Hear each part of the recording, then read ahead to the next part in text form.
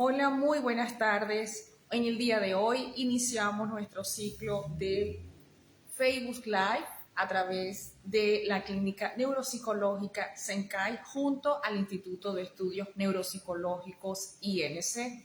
En el día de hoy estamos a la espera de la conexión con el maestro Eliu Ramos Salas, con el cual vamos a conversar acerca de las señales de alarma de los trastornos del neurodesarrollo infantil en neurodesarrollo normal. Así que vamos a esperar que esté en la espera de que se pueda conectar con nosotros y entonces iniciar esta conversación en donde estamos iniciando realmente nuestros ciclos de Facebook Live. Estos van a ser todas las semanas junto a otras actividades que vamos a ir publicando en nuestras redes sociales. Esto en función de poder tener informados a mamás, a papás, educadores y otros profesionales que quieran formarse a través de nuestros espacios académicos y clínicos y junto a la experiencia de equipos multidisciplinares que nos pueden estar acompañando y con profesionales que no solamente están en México, sino en otras latitudes en Latinoamérica. Es por eso que en el día de hoy vamos a conversar acerca de las señales de alarma del neurodesarrollo infantil, sobre todo en el área de la primera infancia. Y es así como espero la interacción con el maestro Eliu Ramos Salas, que nos estará acompañando en la tarde de hoy y transmitiendo desde la Clínica Neuropsicológica Senkai. Esperamos entonces porque nuestro invitado de esta sala, y de la cual agradezco también la invitación, se nos una para iniciar esta actividad. Les adelanto que tenemos varias actividades que estamos iniciando para este mes. Además del ciclo de Facebook Live, tenemos cursos, entrenamientos gratuitos que vamos a llevar de manera mensual y así también ustedes pueden participar en nuestros diplomados de especialización en las distintas áreas, como por ejemplo la neuropsicología de los trastornos del aprendizaje, la enseñanza de la lectoescritura y la evaluación neuropsicológica, que son los 3 diplomados que ya estamos promoviendo en nuestra institución, en el INC y en la Clínica Neuropsicológica Senkai, para que ustedes puedan acceder a sus conocimientos, entrenamientos y puedan ampliar sus conocimientos acerca de el neurodesarrollo infantil, los trastornos, cómo abordarlos y la detección, sobre todo para el campo de la educación, en el cual es tan importante que ustedes puedan hacer detecciones y así poder referir a los equipos multidisciplinarios. Entonces voy a observar si ya el maestro Eliu nos acompaña y está un poco retardado en la conexión, pero yo sé que ya en pocos minutos nos va a acompañar para que iniciemos este ciclo de Facebook Live.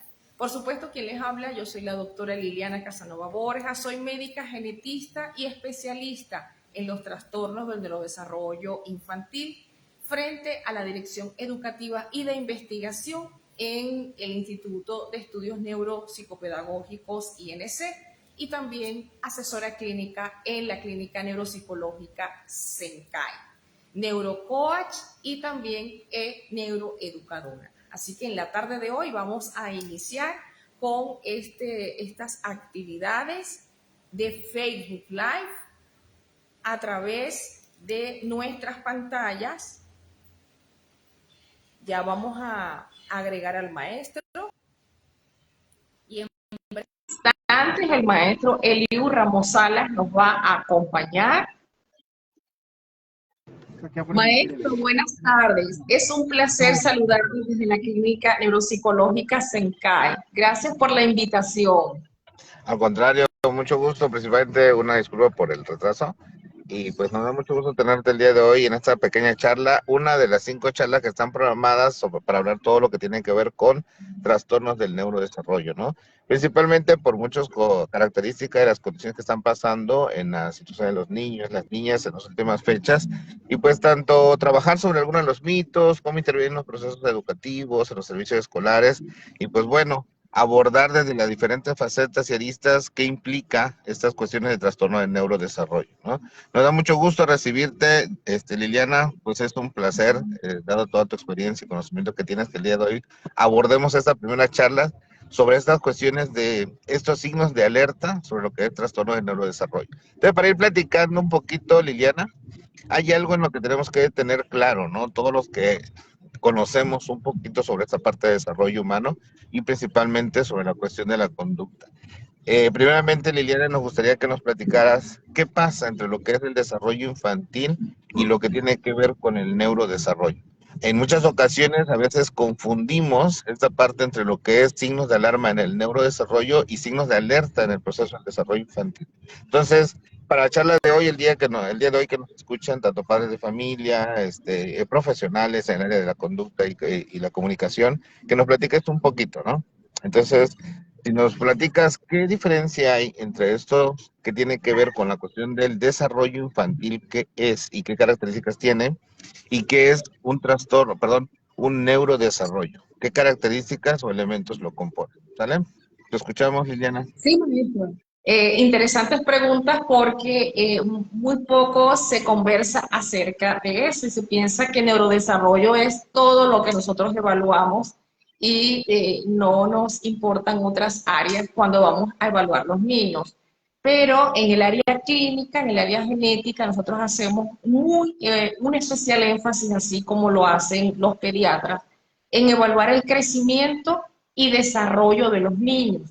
¿Esto qué significa? Que el crecimiento y el desarrollo está vinculado con el adquirir la masa corporal y, por supuesto, una estatura acorde con lo esperado para la edad. Por tanto, cuando hablamos de crecimiento y desarrollo, estamos hablando acerca de la ganancia de peso, del crecimiento de los niños de acuerdo a la edad que se espera, y cuando nosotros encontramos que una talla, el peso y el género de nuestro paciente no está de acorde con las curvas o con los percentiles que nosotros estudiamos en el área clínica, como por ejemplo, si algunos profesionales nos están escuchando, si nosotros tenemos un paciente que desde el punto de vista de peso, talla y circunferencia cefálica está por debajo del percentil 3, entonces estamos enfrente de un niño que tiene un factor de riesgo elevado, sobre todo para el área metabólica y para el área de neurodesarrollo. Y cualquier otro que sea por debajo, por encima de un percentil, que es lo normal, entonces sí nos dan indicios para poder estudiar alguna anormalidad. Entonces, cuando hablamos de crecimiento y desarrollo, esto no lo analizamos indistintamente del neurodesarrollo, que sería entonces el crecimiento y maduración del sistema nervioso. De allí el nombre neuro y el apellido desarrollo. Neurodesarrollo nos amplía el hecho de poder conocer el desarrollo y maduración del sistema nervioso central. ¿Qué traduce esta maduración? Los hitos del desarrollo en las cuales los niños y las niñas deben adquirir de acuerdo a su edad la capacidad para la adaptabilidad social y emocional, que incluye la sociabilización, el lenguaje, la cognición y, por supuesto, también todo lo que tiene que ver con el desarrollo sensorial acorde con la edad. Así que cuando nosotros examinamos un paciente, no examinamos simplemente si el niño cumple o no con la edad para el gatear, el caminar o decir las primeras palabras, sino que simultáneamente también podemos observar si su talla, su peso y si la circunferencia cefálica está acorde con lo esperado para lo que llamamos tablas o curvas, lo que serían las curvas estandarizadas, científicamente comprobadas, porque eso nos va a dar una adecuación. Por ejemplo, maestro Eliu, si nosotros observamos un niño que puede tener un peso y una talla acorde, pero una circunferencia cefálica que está por debajo de lo normal o por debajo del percentil, estamos hablando de que tiene una microcefalia. Si nosotros estamos al frente de como medida antropométrica, que son datos de corpóreos, entonces tenemos que hacer de inmediato la evaluación del neurodesarrollo junto con otro aspecto de la evaluación, que sería la evaluación neurológica, que en la evaluación neurológica nosotros tomamos otros aspectos como por ejemplo los reflejos osteotendinosos, la valoración de los pares craneales, que son varios, y tenemos que ver si el niño tiene pares craneales que estén acordes con su desarrollo, y además de eso ver si el tono muscular está acorde, si la fuerza muscular está acorde con la edad. Y todos esos signos nos pueden decir si el niño está o dentro de la normalidad o tenemos que preocuparnos para detectar alguna alteración. Maestro. Hay una cuestión importante que puntualizaste y me gustaría como definirlo, ¿no? Hay tres conceptos. A ver, hablamos de lo que es crecimiento, desarrollo y maduración. Quiere decir que esas tres cosas, bien lo marcabas ahorita, tienen sus propias características, ¿no? Entonces, cuando hablamos de estas dos situaciones sobre cuál es desarrollo infantil y neurodesarrollo, tengo entendido que estos tres conceptos tenemos que tenerlo muy claro, ¿no? Me gustaría definirlo de manera muy concreta, Liliana, para que también los padres de familia que nos escuchan puedan tener como una noción concreta y rápida qué implica un crecimiento, qué implica un desarrollo y qué implica una maduración, poniendo en esta cuestión significativa de que si el crecimiento me impacta en mi desarrollo o si es desarrollo que puede impactarme en mi crecimiento, ¿no? Si hay una simbiosis en cada uno de estos conceptos, de estos procesos, pues sería interesante, ¿no? Que nos lo pudieras explicar tantito, ¿no? El día de hoy. Sí, y es además una pregunta muy oportuna, porque si colocamos el ejemplo de las mamás que acuden a control de niños sanos, las mamás deben tener entre sus antecedentes de cada consulta la información de la talla y la información del peso. El crecimiento es cuando el niño aumenta su masa corporal, aumenta además de eso su estatura.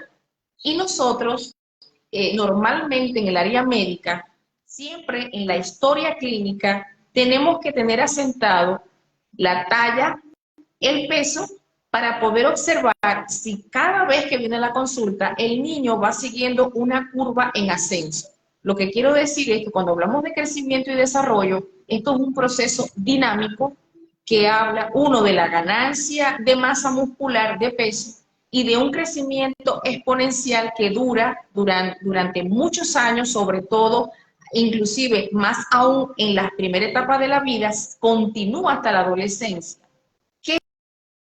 ¿Qué les decimos a las mamás? Si nosotros encontramos que esta curva no va en ascenso, porque inclusive tenemos modelos gráficos de curvas donde nosotros colocamos en la talla y el peso y podemos ir puntuando, haciendo un circulito en donde qué peso y qué talla tenía ese niño en la consulta. Si dentro de varias consultas este niño no lleva la curva ascendente, quiere decir que tanto el crecimiento como el desarrollo no son óptimos.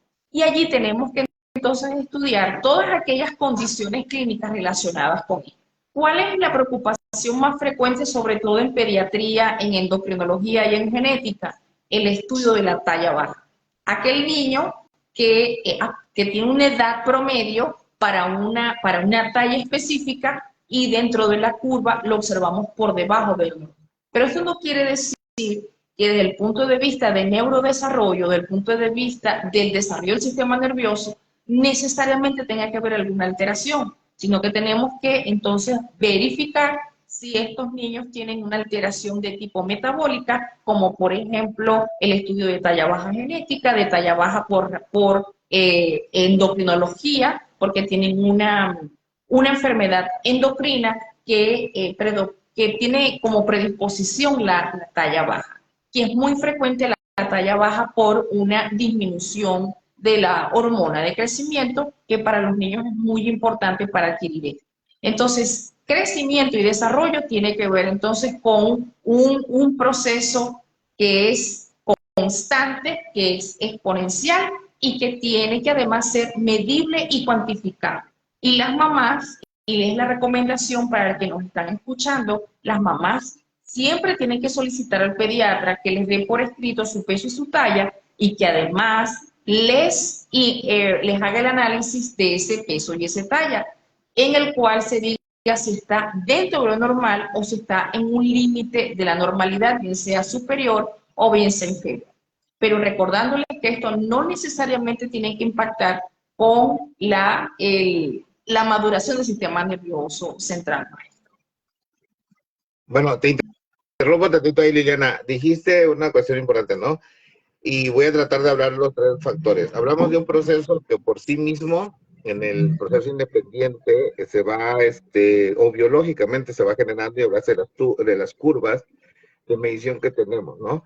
En este caso hablamos del crecimiento y hablamos de este desarrollo porque hay un proceso de interacción en el entorno y en el medio que me permite que esas bases biológicas con las que estoy constituido genéticamente, que serían estas partes del crecimiento, me permita un tercer ámbito que mencionaste hace en la primera parte de tu charla, y ahorita lo tocabas, que tiene que ver con maduración. Aquí hay una cuestión muy importante y lo voy a tratar de abordarlo de la manera coloquial, ¿no? En el proceso coloquial, normalmente maduración a veces lo tenemos como que en cierta etapa de la vida el sujeto madura, ¿no? El ser humano madura. ¿Qué pasaría con el término maduración, hablando ya desde este enfoque y desde este análisis de la neurodesarrollo? ¿Qué pasa con esta parte de la maduración? Porque si entendemos que el crecimiento es inherente a nosotros, queramos o no queramos, el pelo crece. Ahora sí depende de muchas cuestiones metabólicas, como bien lo describías, depende de muchas cuestiones nutricionales y de procesos genéticos también que tenemos, ¿no? Que heredamos de papá y mamá. Pero cuando hablamos ya de procesos de maduración, creo que ya entramos a un terreno muy importante, ¿no? Que es el neurodesarrollo. Cómo este proceso del encéfalo y todo el sistema nervioso participa para que nosotros podamos llegar a generar esta maduración. Porque mencionaste también hace ratito, y perdón, en este proceso de charla que estamos teniendo, mencionabas hasta dónde una persona está preparada. Y me referimos a lo siguiente, ¿no? Si estamos preparados para caminar, si estamos preparados para hablar, o si estamos preparados para algo muy importante que en el sistema educativo nos ha costado a veces desprendernos, que es la escolarización a la lectura y escritura, ¿no? Y empezamos mucho el camino de preescolar y debe salir de preescolar ya hablando, perdón, ya escribiendo, ya leyendo, ¿no? Entonces, ¿qué pasa con estos procesos de maduración y lo que tiene que ver con la situación de la maduración y el neurodesarrollo? ¿Qué me podría platicar al respecto? Su pregunta es bien interesante porque digamos que vamos a hacerlo de manera pedagógica para que todas las personas nos puedan entender, porque cuando le hablamos a las mamás de la maduración del sistema nervioso, las mamás a veces no comprenden, pero cuando les colocamos ejemplos y esos ejemplos están relacionados con sus hijos, entonces el entendimiento realmente es mejor. Vamos a escuchar bien. Maestro, ¿me escucha?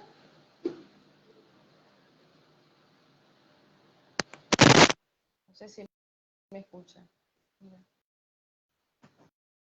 Creo que perdimos conexión con el maestro Eliu.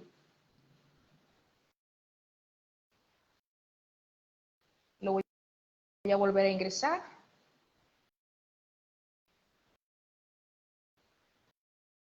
Porque perdimos conexión.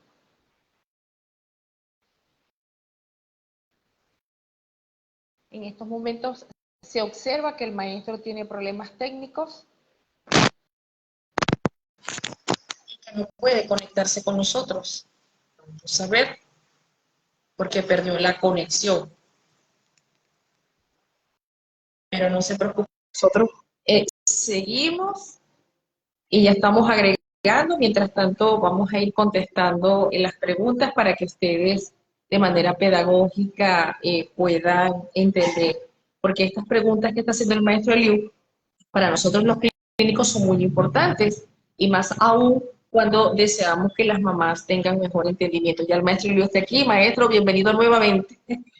Ya la gente estaba un poco inquieta, pero ya estamos acá. Continuando con la pregunta que usted me decía y que yo le estaba explicando que era muy importante porque las mamás... ¿Sí me escucha? Sí, sí, ¿Sí te me puede escucho, escuchar? adelante. ¿Ah? ¿Ahora sí me escucha? Sí, sí te escucho, sí, te escucho bien, adelante. Ok.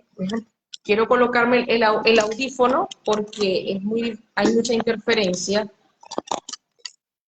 y ya le voy a contestar porque hay mucha interferencia. Le decía que para evaluar el desarrollo de los niños, y nosotros lo hacemos un poco más pedagógico para las mamás cuando acuden a la consulta. Cuando acuden a la consulta de neurodesarrollo y solicitan a genética? Porque cuando vemos un retraso en el desarrollo, por ejemplo, el desarrollo psicomotor, cuando vemos retrasos en el habla, en el lenguaje, estos son señales de alarma. Pero sí me gustaría tomar esas señales de alarma porque hemos observado, o mi experiencia clínica me ha demostrado, que muchas mamás, cuando van a la consulta y observan que ya el niño tiene hasta 3 años de edad y el niño no habla, mucha gente le dice que no se preocupe, que está muy pequeño, que eso es normal y que a alguien por la familia le puede comentar, a mí también me pasó, a un primo, a un tío que habló de manera tardía. Entonces, aprovecho este espacio porque cuando tenemos situaciones de este tipo, un niño que ya a los 3 años de edad no tenga un lenguaje fluido, una habilidad para por lo menos entablar una conversación, estamos observando un signo de alarma en el habla y la comunicación. Y no podemos esperar que el niño siga creciendo para que él adquiera, porque entonces le tenemos que explicar a la mamá que hay una etapa preverbal en donde el niño no tiene un vocabulario porque está en los primeros años, en los primeros meses de vida, pero hay un contacto visual, hay un balbuceo, hay un interés por observar lo que ocurre a su alrededor y eso es una forma de comunicarse. Entonces, vamos a esperar que el maestro pudiera ingresar con nosotros, no hay problema, yo continúo. Mientras el maestro pueda conectarse. Esto lo menciono porque cuando nosotros vemos, por ejemplo, el retraso psicomotor, esto es un aspecto de cuando el niño puede sentarse por sí solo, cuando el niño puede en la cama voltearse solito, puede, además de sentarse, la habilidad para poder gatear y luego caminar. Pero todas esas habilidades, el roleo, el sentarse y el caminar, tiene que hacerlo al principio, lo vemos con apoyo, utilizamos un carrito, una andadera o quizás se apoya de lo que pueda para poder levantarse. Cuando consideramos que es un neurodesarrollo normal, al menos en el área motora, cuando el niño puede desenvolverse, levantarse, sentarse y caminar por sí solo, pero sin necesidad de un apoyo. ¿Por qué lo decimos, maestro? Porque muchas mamás en las consultas, cuando le decimos si su hijo camina y el pediatra nos ha enviado al paciente con un retraso psicomotor, entonces la mamá dice, sí, sí camina, pero cuando le preguntamos, ¿camina por sí solo o camina con apoyo? Y es cuando la mamá puede contestar.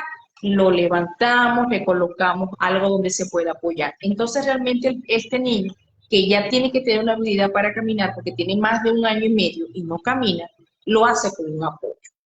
Y la evaluación de lo que sería el esfera psicomotora lo hacemos hasta los 2 años de edad, porque se espera que ya el niño alcance este. ¿Qué quiero decir con esto? Cada vez, y estos son hitos de la evolución humana, cada vez que un niño puede rolar, que se pueda sentar por sí solo, que pueda inclusive tomar un objeto de una mano a la otra y luego ir avanzando, lo que estamos observando es maduración del sistema nervioso central. El sistema nervioso central es el cerebro y la médula espinal. El cerebro donde cumplimos las funciones cognitivas superiores, pero además el cerebro nos permite comunicarnos con el exterior porque a través de nuestro cerebro él procesa todo lo que vive. Entonces, cuando el neurodesarrollo es un proceso, maestro, es un proceso biológicamente determinado, genéticamente programado, pero que amerita de que el niño tenga contacto con el medio exterior, que se vincule, que socialice, porque es así como el niño puede ir alcanzando lo esperado para su edad. Por lo tanto, cuando un niño no alcanza lo esperado para su edad, estamos hablando de que hay una alteración o que hay un proceso de no maduración del sistema nervioso.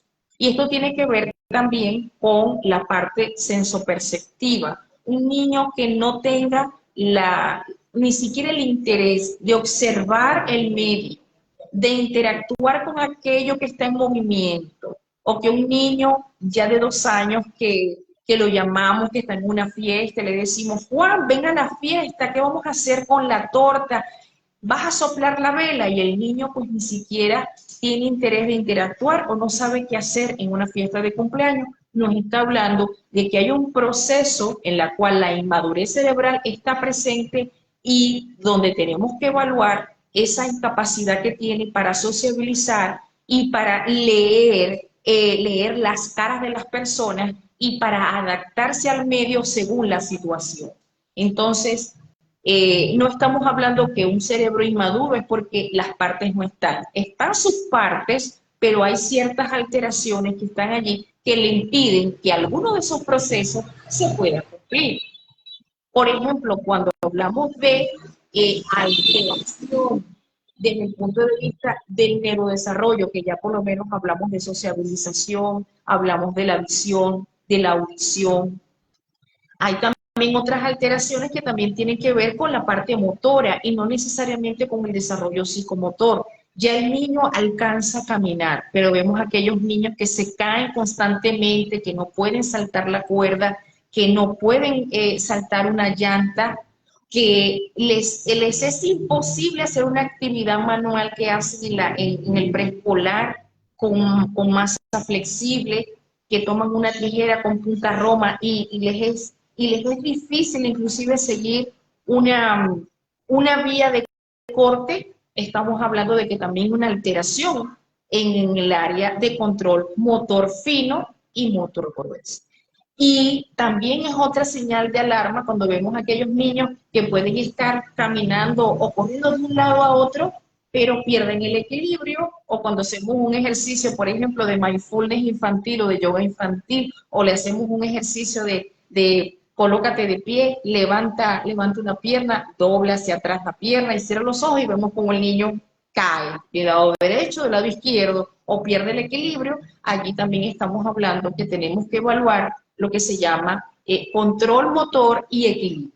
Es que lo que quiero colocar acá, y gracias por el espacio, es que hay ciertos profesionales que solamente se centran en lenguaje, en cognición, digamos, en la capacidad que tiene el niño para la parte de sociabilización, pero cuando tenemos un niño al que decimos que el niño comete torpezas porque siempre se cae o que pierde el equilibrio, entonces eso es lo que menos los profesionales colocan el acento, y es cuando en la consulta lo detectamos. Entonces no es solamente que viene por un retraso en el lenguaje o un problema de sociabilización, sino que nos encontramos con otros hallazgos a través del interrogatorio con las mamás, que es muy importante y vale la pena decir, y eso lo dice la Organización Panamericana de la Salud, que en detección temprana para problemas en el neurodesarrollo, en atención primaria, no solamente es el pediatra, el médico general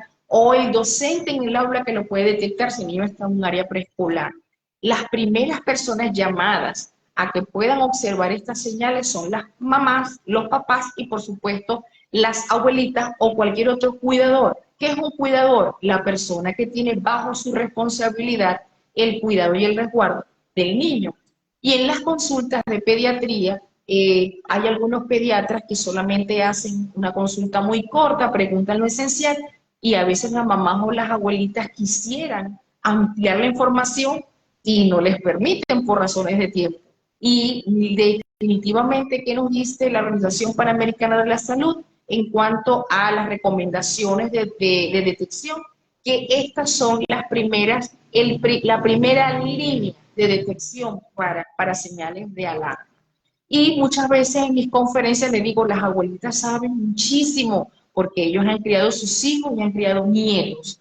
Y ellas, aunque no sean mujeres que hayan cursado una carrera o que no sean pedagogas, ellos tienen una experiencia de vida que nos ayuda mucho en el neurodesarrollo y que inclusive nos da mucho más detalles de lo que por el cual nos refieren a los niños. Maestro. Me llama la atención algunas cosas y nos deja pensando por esta cuestión, ¿no? Voy a plantearlo de esta manera. Cuando nos dices quiénes son las personas que nos pueden arrojar mucha información inicial sobre este proceso del desarrollo y maduración de un niño en su proceso de neurodesarrollo, pues llama mucho la atención a veces, como tú bien decías, que en la práctica a veces acomodamos mucho en la clínica a entrevistar a papá y mamá, pero también tenemos que tener en cuenta que este proceso de desarrollo económico que estamos viviendo y social, cada vez se ha puesto más de manifiesto el proceso y la puntualización de la crianza de abuelos, abuelas, tías, o a veces personas ajenas a la persona, ¿no? El hecho de que también posteriormente empiezan a aparecer la presencia de los CENDIs o de centros de estimulación o centros de desarrollo infantil, que pasan largas extensiones de tiempo el niño en esos espacios, ¿no? Y que podrían arrojar muchísima información para la identificación de esos signos de alerta, ¿no? Entonces, creo que eso también nos lleva a que como profesionales empecemos a reflexionar un poquito cuál va a ser el proceso de la indagación clínica que a veces realizamos, ¿no? En una de las puntualizaciones que ahorita hacías, que me llama mucho la atención, es la cuestión de qué pasa en el proceso de neurodesarrollo cuando queremos hablar de estimulación. Tú decías, bueno, es muy importante el movimiento, este proceso motriz. Entonces quisiera llevarlo a dos preguntas, creo yo que están muy relacionadas. La primera, ¿cuál es la función del movimiento en el desarrollo de un niño? Y hablamos del desarrollo tanto infantil como en el proceso del neurodesarrollo. Y la segunda, ¿hasta dónde este proceso motriz se compromete con los estilos de vida actuales que estamos viviendo? Porque anteriormente pensábamos que estos procesos de uso de tecnología, esos procesos de manejo de dispositivos, eran como de zonas exclusivamente muy desarrolladas, ciudades, pero de pronto te encuentras o vas a comunidades donde pues ya encuentras a niños de entre 3, 4 años con un dispositivo, con una tableta. Entonces también esto ha ido dimensionando otra arista más en el proceso de desarrollo. Entonces, creo que aquí sería muy importante escucharte de la parte de la experiencia clínica y científica que tú tienes. ¿Cuál es la importancia del movimiento y cómo te compromete este movimiento con los estilos de vida y de crianza que se pueda tener? Porque a veces los papás, esta parte podría ser muy cómodo de ver a un niño tranquilo y decimos, pues no se mueve, está tranquilo, yo lo dejo acá y no me causa ninguna lata. Pero también un niño que no se mueve, un niño que no reacciona a los procesos de estímulos en su entorno, pues también nos está dando un signo de alarma, ¿no? Que a veces por comodidad podemos verlo como una crianza favorable, pero en el proceso de desarrollo podría darnos un signo de alarma. Entonces, nos gustaría que nos hablaras un poquito más de esto y nos ampliaras esta temática.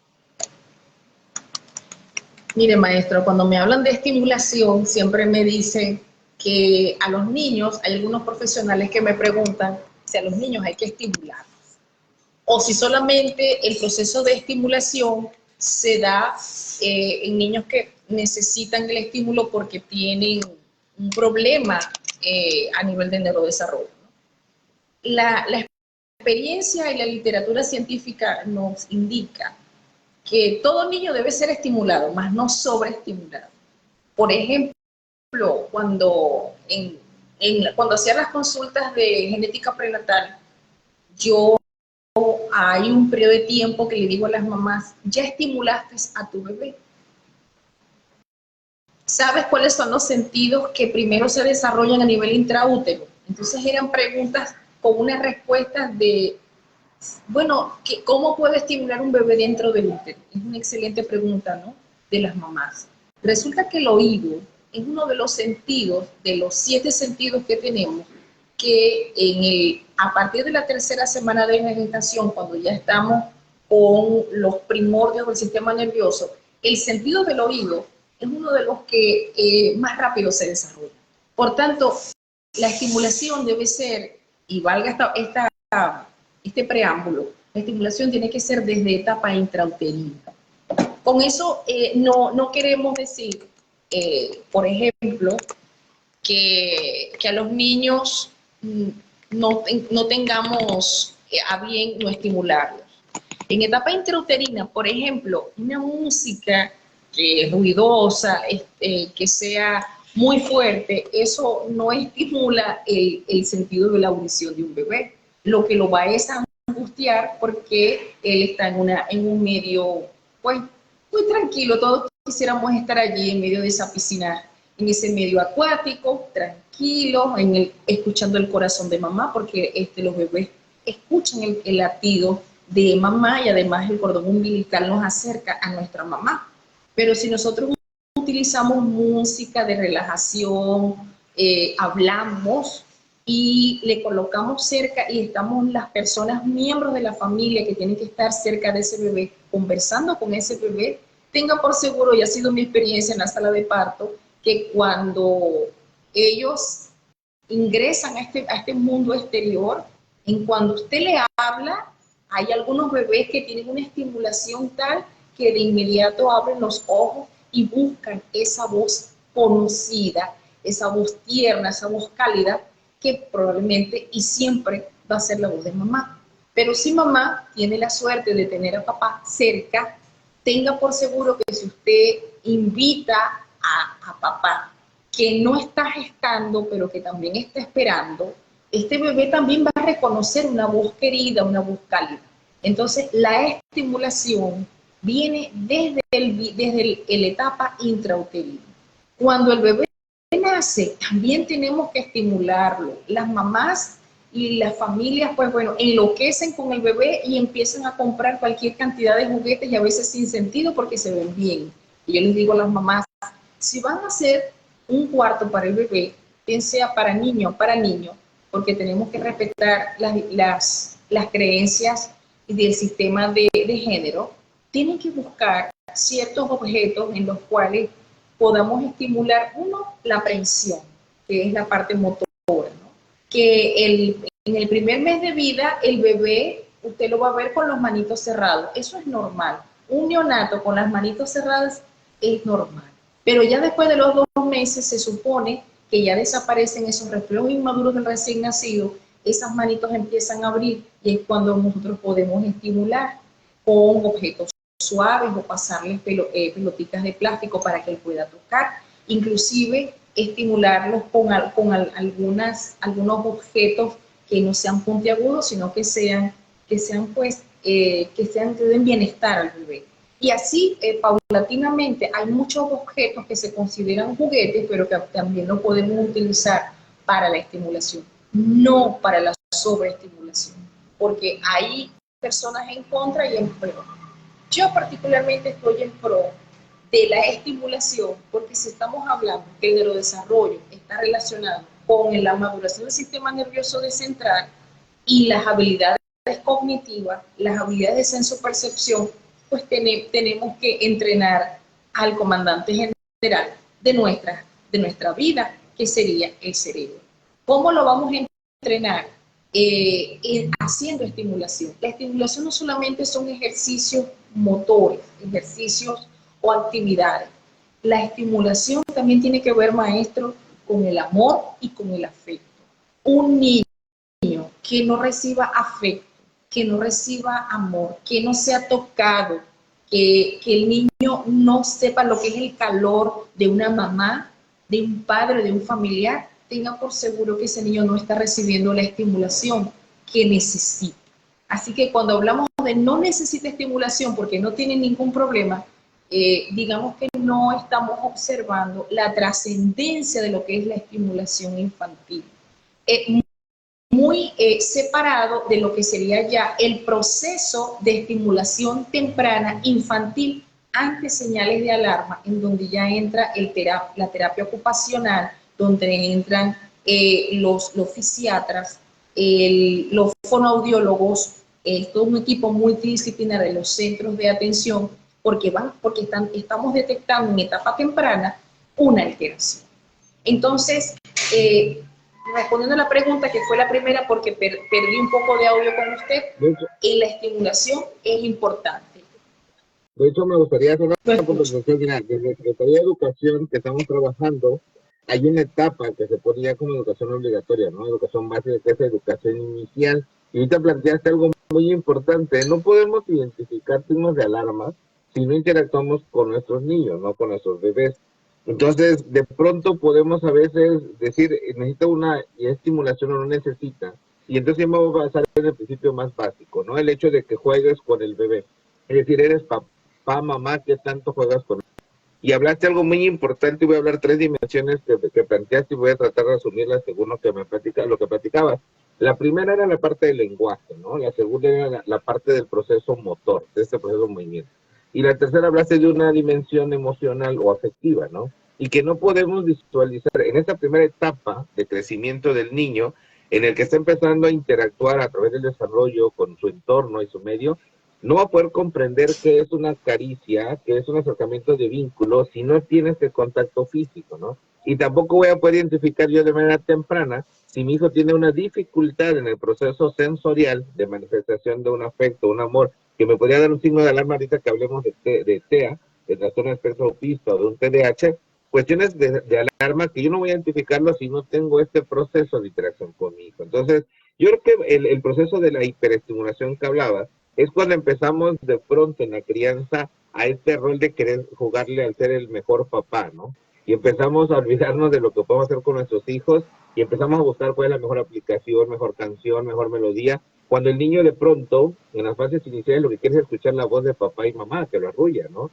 No está preguntando si está en do mayor, en re menor, y tiene una gran sinfonía, sino el hecho de cómo interactúas y cómo esa voz a mí me causa ese proceso de interacción o vínculo, ¿no? Entonces, planteaste una dinámica muy importante que me gustaría en esta primera sesión de las 8 que faltan, en ese proceso inicial, ¿no? Estamos hablando de una línea en la que el sujeto está creciendo por el proceso cronológico, ¿no? Y que dentro de ese proceso cronológico va hilado esta cuestión del desarrollo de lo que tiene que ver principalmente el aparato más grande e importante de nuestras estructuras, que es el sistema nervioso, ¿no? El sistema nervioso central, periférico y autónomo. Entonces, en este proceso de organización hay una cuestión que según lo comprendía por lo que mencionabas, que es la maduración. Es cuando yo interactúo a través de este proceso, de este medio del entorno, empezar a tomar estas cuestiones de funciones cerebrales que tengo y que empiecen a actuar con mi proceso de crecimiento, ¿no? Para ver si esto en lo que está creciendo también me está dando el acceso a poder mejorar o acceder a cuestiones de tipo social que me van a hacer funcionables e importantes, que ahorita vamos a llegar, creo, a una parte situacional de la escolarización. Pero entonces, cuando pasa este proceso, ¿qué es en esta ruta, Liliana, en este proceso cronológico que estamos viviendo, y en este proceso de desarrollo del sistema nervioso que le llamamos neurodesarrollo en un proceso más concreto? ¿Qué sería entonces un trastorno del neurodesarrollo? Porque estamos escuchando mucho esa palabrita, ¿no? Trastorno de aprendizaje, trastorno de espectro autista, trastorno de déficit de atención y hiperactividad. Y hay una cantidad infinita de trastornos. Tan es así que ya no hablamos del profesional, ahora hasta papá y mamá, es que mi hijo creo que tiene TDAH, es que mi hijo creo que tiene TEA. Y ya andamos en un sistema de alerta, ahora sí de hiperdiagnóstico, a ver quién me define si tiene o no tiene. Y es un poquito feo decirlo, pero hay muchos profesionales que caemos a la reducción de que con una o dos pruebas vamos a definir si un niño lo encajamos, y no voy a decir de lo diagnosticamos, lo llegamos a encajar con un criterio diagnóstico de TDAH, un criterio diagnóstico de TEA, un criterio diagnóstico de trastorno específico del lenguaje o de comunicación. Entonces, sí nos gustaría en esta parte que están escuchando, ¿a qué le vamos a llamar o cómo comprenderíamos de una manera más sencilla, Liliana, qué es un trastorno del neurodesarrollo? Queda claro que el crecimiento es el proceso cronológico, que no vamos a poder inferir en él, salvo que hay una situación de tipo genética que lo altere, ¿no? Uno de los factores, hay dos más. Pero en la cuestión de lo que tiene que ver con el neurodesarrollo, ¿qué sería un trastorno? ¿Cuándo estaríamos hablando, Liliana, de un trastorno para ir analizando, por lo menos si nos da este tiempo ahorita, uno o dos signos de alarma que nos dieran o nos diferenciaran entre un trastorno y otro? Sí, maestro. La pregunta es muy buena porque cuando hablamos de trastornos, si nosotros estamos ya llevando una coherencia lógica de definiciones, que usted lo lleva muy bien, por cierto, si estamos hablando de que el desarrollo es habilidades, destrezas, crecimiento, adquisiciones, de lo que serían nuevas acciones para nuestros niños según la interacción con el medio, porque un niño que no tiene interacción con el medio no tiene un buen neurodesarrollo, no es óptimo. Entonces, cuando nos enfrentamos ya a un niño que nos llega a la consulta referido por un especialista o porque la mamá o el papá en medio de una preocupación nos visita, estamos hablando de un trastorno cuando hay una alteración en las habilidades y destrezas que tienen que ver con todas las esferas del desarrollo del niño y que eso puede limitar su desarrollo en la vida, en el hogar, en la escuela. Y lo importante de este término, y es parte del DSM-5, que es el Manual Diagnóstico de los Trastornos Mentales en su edición número 5, y en el CIE-11, actualizado en el 2018, es que no solamente pueden ser múltiples deficiencias, puede ser una o varias deficiencias en el neurodesarrollo. Cuando hablamos de trastornos, entonces tenemos que agregarle a estas deficiencias que son de origen neurobiológico. Esto quiere decir que son alteraciones definidas por un patrón neurobiológico genéticamente determinado y que en otras circunstancias también tiene un patrón multifactorial. ¿De qué se trata esto? Cuando hablamos de los trastornos del neurodesarrollo, si yo me voy a centrar, por ejemplo, en uno de ellos, porque son 6, de acuerdo al DSM-5 y el CIE-11, vamos a comenzar con las dificultades en el aprendizaje, pero no cualquier dificultad, porque ¿quién no ha tenido problemas en un principio cuando se escolariza para leer, escribir, y se dicen, ay mami, yo soy muy malo para las matemáticas, no quiero ir a la escuela, los chicos se burlan de mí? Y entonces mami, en esa preocupación, busca tareas dirigidas o busca un tutor que lo ayude y el niño en poco tiempo pues ya logra sin ningún problema conseguir el rendimiento que necesitaba, porque muy probablemente tenga unas malas técnicas de estudio. Pero ¿qué sucede cuando este niño tiene claras deficiencias para la adquisición de herramientas en la lectoescritura, matemática, razonamiento lógico-matemático? Y a pesar de que nosotros instauremos un plan de intervención para esas dificultades que estamos observando, el niño no responde bien a esa intervención. Y estas dificultades tienen que espaciarse al menos 6 meses. Quiere decir que cuando nosotros estamos al frente de un trastorno específico del aprendizaje, son trastornos en los cuales los niños tienen dificultades para la adquisición y el uso para la lectura, la escritura y la matemática, que se mantiene en el tiempo, que el niño le viene con él y lo acompaña a lo largo de su vida, que además de eso tienen niveles de severidad, porque hay niños que tienen niveles leves y otros severos. Y es cuando nosotros tenemos que hacer la detección a través de criterios diagnósticos y otras pruebas o test específicas. ¿De qué estructuras estoy hablando? Cuando hablamos de un problema específico de la lectura, que en el DSM-5 no aparece, pero existe evidentemente, es la dislexia, porque el DSM-5 lo caracteriza como una dificultad específica para la lectura, conocido como dislexia, que la dislexia tiene un proceso de lectura y escritura que está alterado. Y también la otra dificultad que tenemos, aquel niño que tiene una dificultad para el uso y la adquisición de la escritura, en donde no hay lectura, no hay una escritura precisa, en donde el niño tiene problemas para la ortografía, desconoce signos ortográficos.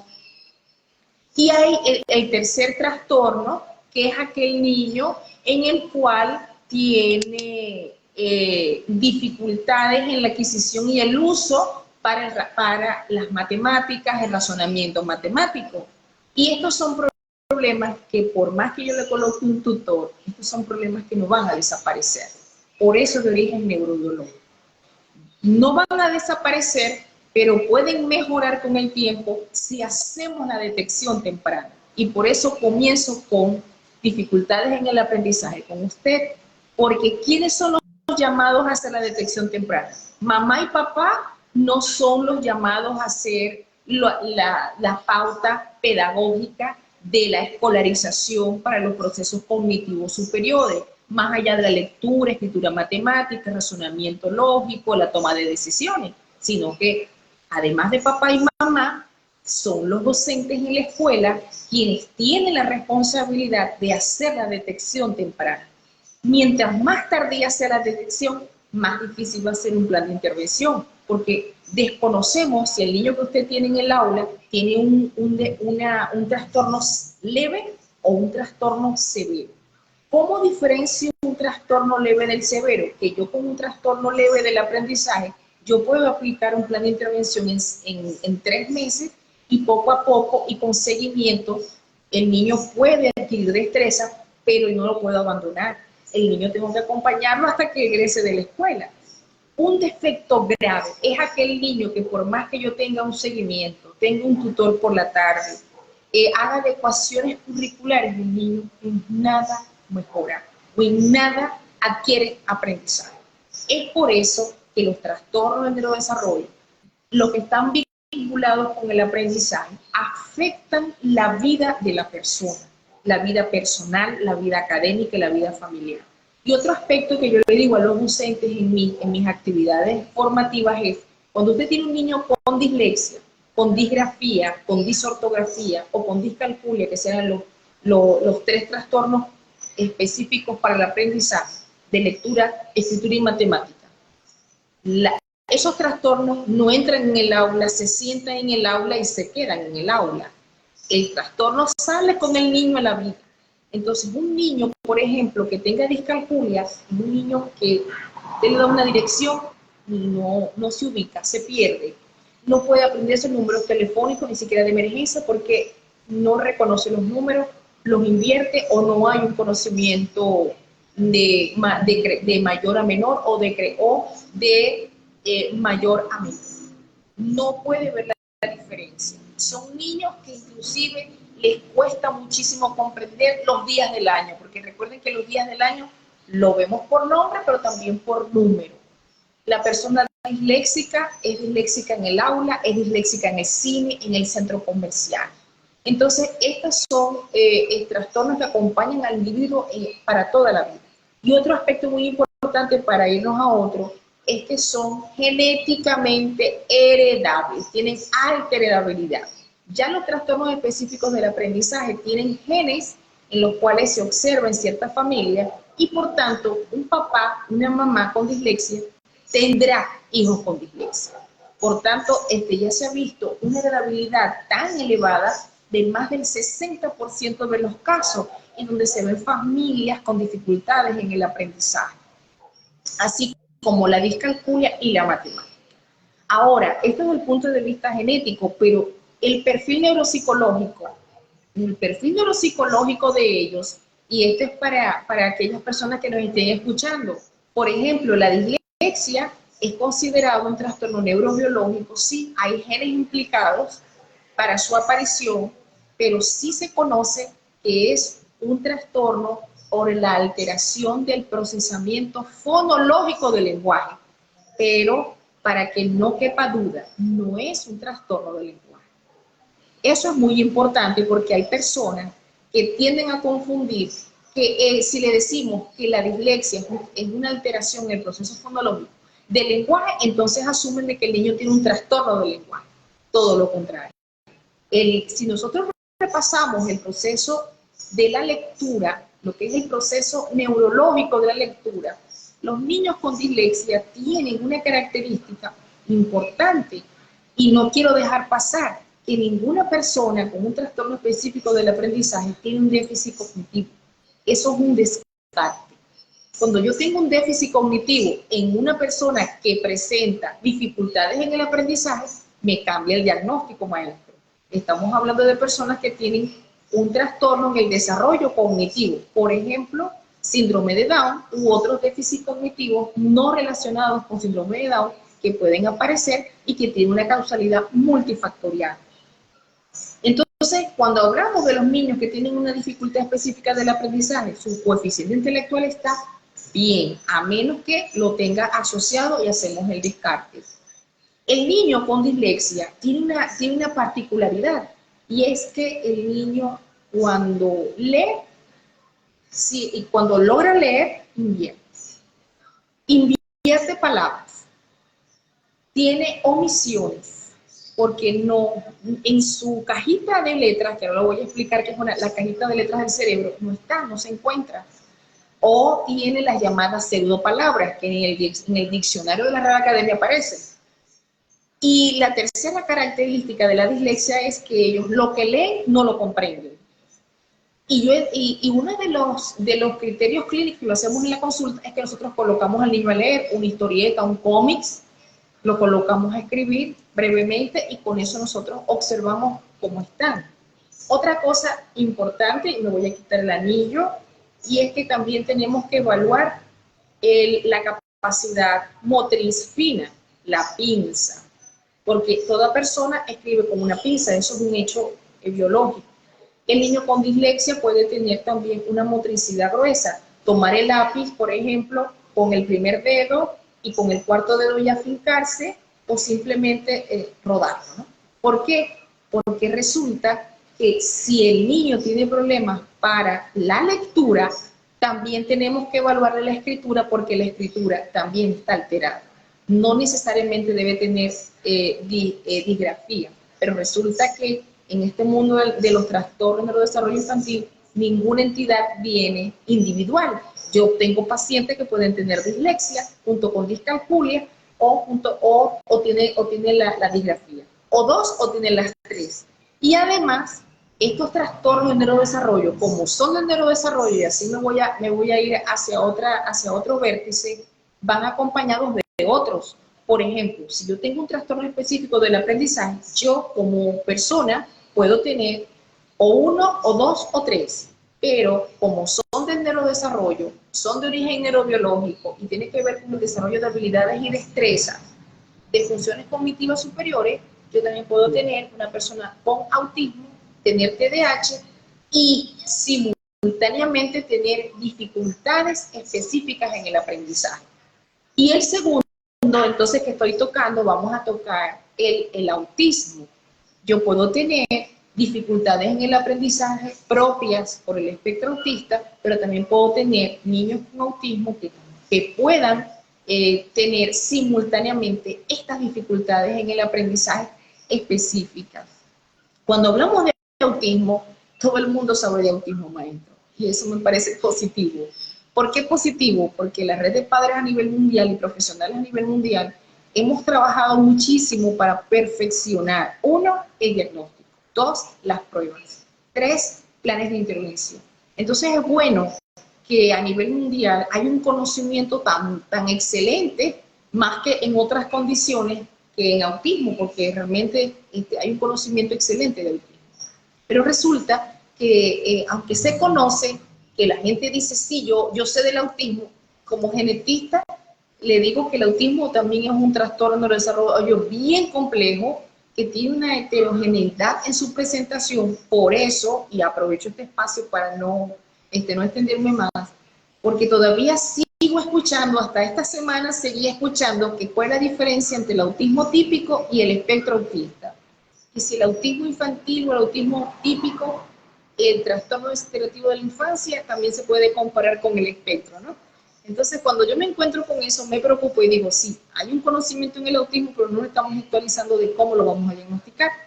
Entonces, es importante mencionarles, pues, que hay criterios clínicos que tienen que ver con actualizaciones, donde tenemos 2 guías clínicas científicamente validadas, uno por la APA, que es la Asociación de Psiquiatría, la americana, y la otra que es la Organización Mundial de la Salud. ¿A quién le pertenece la APA? Al CI, al DSM-5, que es decir, el Manual de los Trastornos Mentales en su edición número 5. Esto es actualizado constantemente, inclusive hubo una actualización en el DSM-5, ahora es el DSM-5-RT, está revisado, se revisó en el 2022. No hubo grandes cambios en autismo, solamente unas palabras que yo consideré que eran acertadas porque como genetista, porque en el área de genética hay un apartado para el DSM-5 que nos dice que tenemos que especificar si el niño tiene otros trastornos o otras alteraciones genéticas como comórbidos, y tenemos que indicar cuáles son. Entonces, digamos que los cambios en el DSM-5-RT del 2022 a los genetistas, a los que trabajamos en esta área, nos amplió el campo y nos dijo, si lo tienen, especifíquenlo, no es necesario codificarlo, pero especifíquenlo. Y en este sentido, cuando hablamos de si hay un red, si hay un Asperger, porque todavía la semana pasada me llegó un paciente, la mamá, y me dijo, mi hija tiene Asperger, ¿y ahora qué sigue? Y yo, wow, no, su hija no tiene Asperger. Su hija está dentro del espectro autista. ¿Por qué? La diagnosticaron tarde, que eso es otro de los aspectos que usted y yo hemos conversado online, maestro, que es el diagnóstico tardío en mujeres, porque no hay una perspectiva de género para aplicación de pruebas y test en autismo. Entonces, lo que quiero precisar es que dentro de los trastornos, no solamente conocer el trastorno, sino los criterios. De allí que somos el equipo de salud, psiquiatras, psicólogos, los genetistas, los que estamos llamados a dar esos diagnósticos acompañados de esos signos de alarma y de alerta. Es la detección que hacen las personas en atención primaria, que serían los educadores, porque los educadores no deberían estar diagnosticando, porque es un dolor de cabeza para nosotros en la consulta, calmar a mamá cuando a mamá le dicen en la escuela que su hijo tiene autismo, que su hijo tiene DH, y qué va a hacer ahora. Y cuando uno le pregunta, pero qué estudió, pero quién evaluó, qué prueba se aplicó, cuándo fue eso, y la mamá dice, en la escuela me dijeron que mi hijo es autista y que debe ser evaluado. Entonces, dar una noticia como esa es un impacto psicológico. Y además que no hemos hablado del duelo en el autismo. El autismo también tiene un proceso de duelo, que eso será para otro tema, ¿verdad, maestro? Pero lo importante aquí es que conozcamos que el manual es el DSM-5, que ya no es Asperger, que no es síndrome desintegrativo infantil. El RED ya no está en el DSM-5 porque el RED ya es un trastorno, no es un trastorno neurológico, sino una enfermedad genética degenerativa que en algunos pacientes pueden tener algunos síntomas del espectro, otros no. Yo tengo una paciente RED, aún vive, pero ya algunos pacientes RED, y son mujeres, porque la afectación es particularmente en mujeres, excepcionalmente varones. Estas mujeres pueden tener algo del espectro, pero ellas se van neurodegenerando, van perdiendo funciones. Hay que intubarlas, hay que inclusive ayudarlas para sus funciones vitales. En el TEA no sucede eso, así que ya no existe en el DSM-5 y es una entidad aparte. Entonces, el manual que se utiliza es el DSM-5, porque el trastorno del espectro autista tiene unas características que cuando nosotros utilizamos el DSM-4, no sé si usted, maestro, tenía esa disyuntiva, uno no sabía en qué categoría colocarlo, porque nos dice Asperger alto funcionamiento, porque siempre nos dicen eso, y el término alto funcionamiento ya dejó de existir, eso no se utiliza. Asperger, el alto funcionamiento, pues no es parte de los criterios clínicos, es trastorno del espectro autista, nivel 1, nivel 2, nivel 3, que me habla de los niveles de apoyo o los niveles de gravedad. ¿En qué? Ahí voy. Los síntomas nucleares de autismo son dos. Las dificultades en la comunicación y en la interacción social y en los patrones restrictivos. Eso no quiere decir que todas las condiciones clínicas puedan cumplirse para un solo paciente. Hay pacientes que tienen diversidad. No todos tienen un problema en la comunicación, por cierto, porque dicen, si habla, entonces no tiene TEA. No, es que si habla puede estar dentro del espectro, porque es un gran espectro, y en donde los problemas nucleares es que la persona dentro del espectro tiene serios problemas para sociabilizar. ¿Y cómo? Le es muy difícil iniciar una conversación, le es muy difícil estar en un grupo grande de personas y sentirse seguro, y saber qué voy a hacer, porque hay un problema de adaptabilidad social. Los niños, sobre todo, los niños cuando le dicen, Juan, ven para acá, ven que te voy a enseñar algo. Juan por aquí, la mamá por allá, y Juan no le interesa. Juan no le interesa explorar el entorno, ni saber qué le pasa a mamá, no le interesa. Juan tiene una conducta muy ritualizada, por ejemplo, los niños, porque hay características en autismo que son bastante evidentes en los primeros años de vida, pero ellos a medida que crecen por razones de lo que llamamos adaptabilidad social, ellos van superando. Entonces, si yo veo un niño que tenía aleteo, yo no voy a ver un adolescente aleteando. ¿Por qué? Porque ya él ha crecido y se ha adaptado y probablemente ha tenido ciertas intervenciones. Hay otros aspectos donde llama mucho la atención en la parte de la comunicación, que es la ecolalia, ¿no? Y la ecolalia es cuando un niño pues repite constantemente eso. Y yo, por ejemplo, en un paciente que estaba hablando, creo que fue el mes pasado, que yo le decía, José, ¿cómo estás? Y el abuelo, y entonces José me decía, llama al abuelo, vamos a conversar con el abuelo. Seguíamos conversando. A ver, José, ¿y cómo te va en la escuela? Llama al abuelo. ¿Cómo está el abuelo? Eso es una ecolalia, ¿sí? Que se mantiene si yo estimulo lo que él repite, ¿no? Y muchas veces la ecolalia está vista cuando ellos, ahora pues con la televisión y con los programas que tenemos actualmente, ellos pueden imitar y repetir ciertas palabras. Otra de las características que tiene TEA, maestro, es un habla, como dicen los clínicos, idiosincrática, ¿no? Un habla súper especializada que a veces un adulto pues hace extrañeza cuando un niño de 5 años tiene unos términos tan distintos. Por ejemplo, yo tuve unos pacientes TEA que tenían como 5 años y usted le dice, bueno, repara la llanta y tienen una forma, pues, un acento que muchas veces no es hasta el mexicano, sino que pueden tomar términos que no son mexicanos, términos que no son de su país y colocarlo como un habla idiosincrática, por ejemplo, ¿no? Hay ciertas otras características que tiene TEA y es que la gente dice no hace contacto visual, si no te mira es autismo. Y entonces yo les digo, sí hacen un contacto visual, hay niños que hacen contacto visual, pero no mantienen el contacto visual o netamente cero el contacto. Otra de las características que tiene TEA con el lenguaje es que ellos pueden comunicarse, haya el autista, no, el autismo, perdón, no el verbal y el no verbal.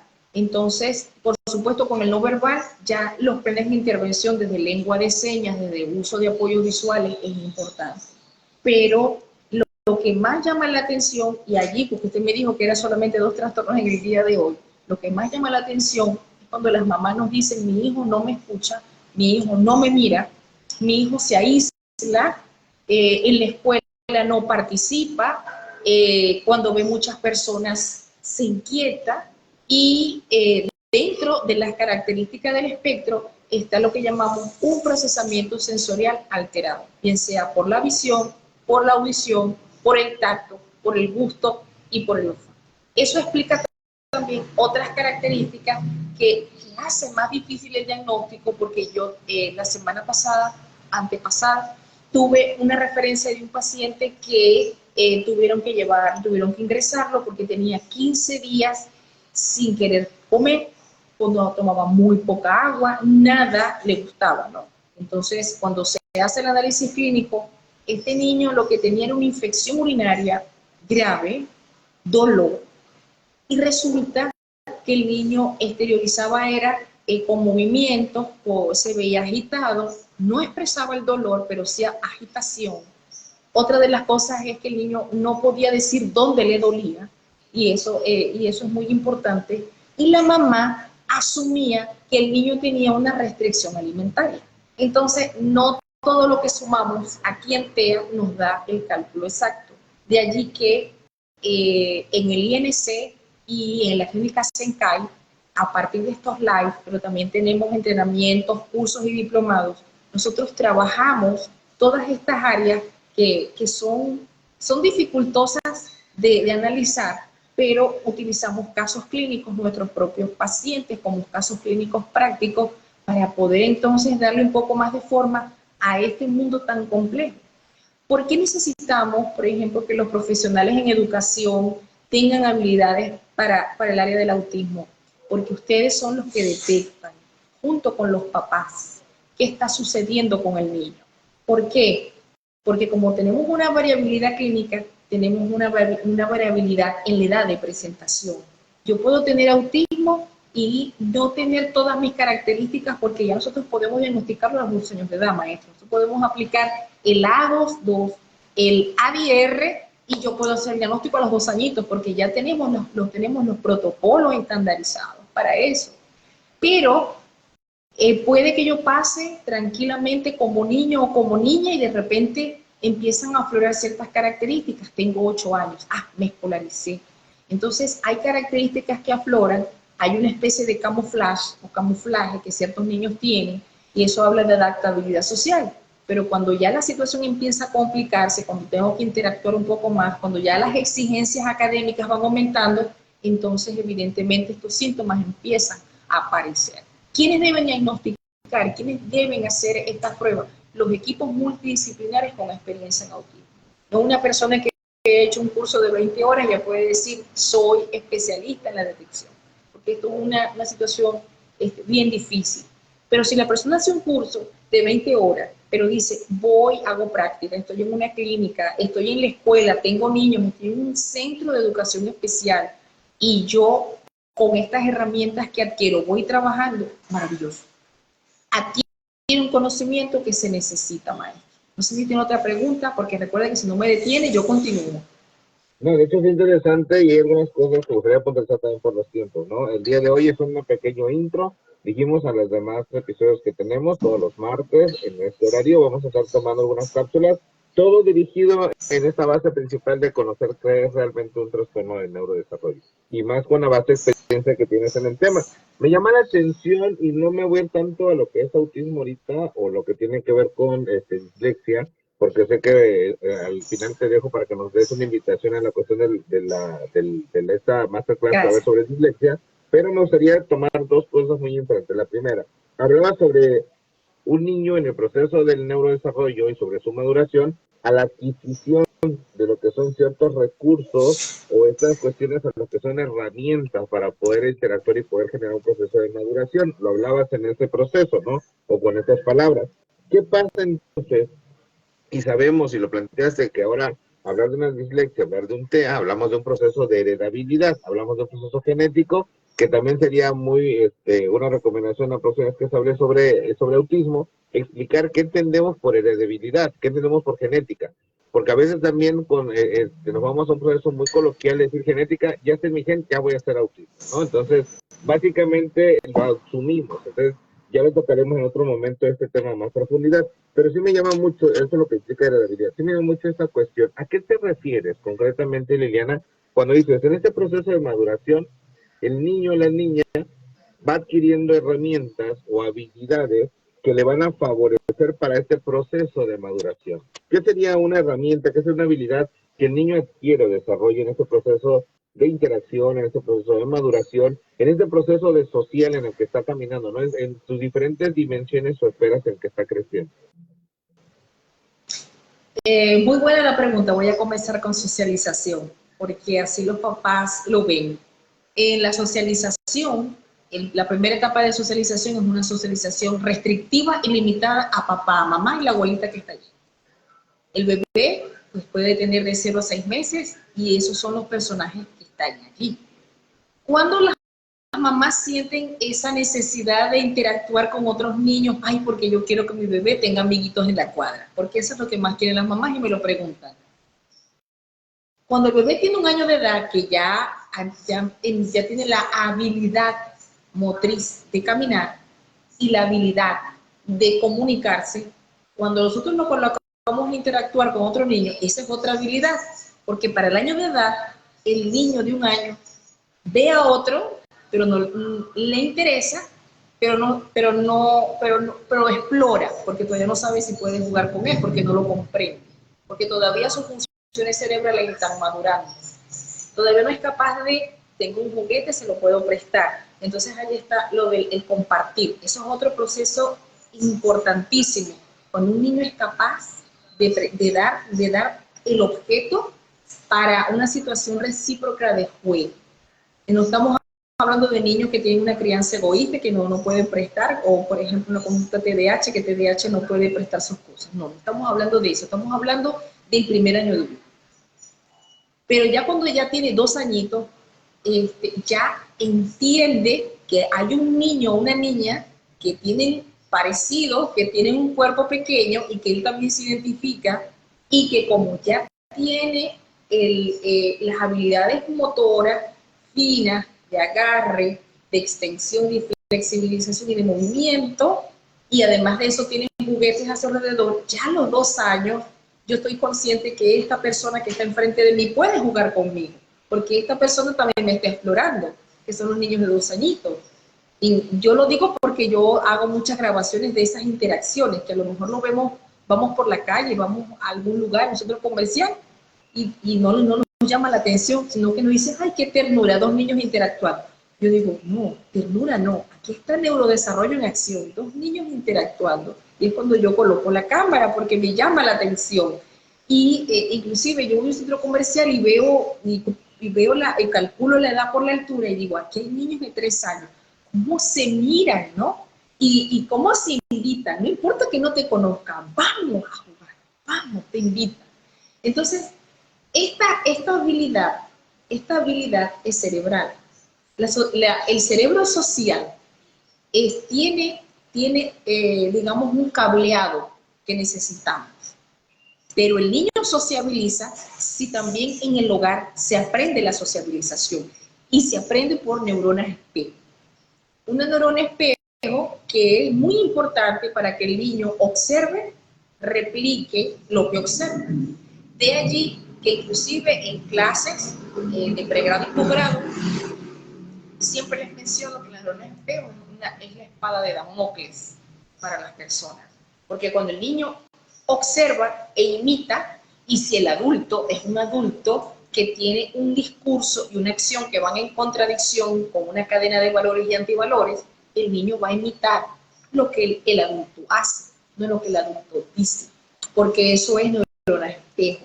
Entonces, el juego simbólico, el tomar un teléfono y hablar como mamá o papá, me está diciendo que ya un niño, ya después del año, ya puede hacer un juego simbólico, puede socializar con el otro, ¿no? Entonces, esas son habilidades, esas son destrezas que un cerebro social tiene. La empatía, ¿sí? Adelante, maestro. Porque me llama la atención algo. Con todo lo que están mencionando como una habilidad y herramientas, en el cual la habilidad es esta actividad que puede hacer el niño porque existen 2 procesos. Lo voy aprendiendo por una cuestión refleja que está en el contexto del entorno, o también lo voy explorando en mi proceso de desarrollo y crecimiento que estoy teniendo. Pero bueno, la pregunta muy concreta, porque hablaste sobre esa cuestión también de la heredabilidad.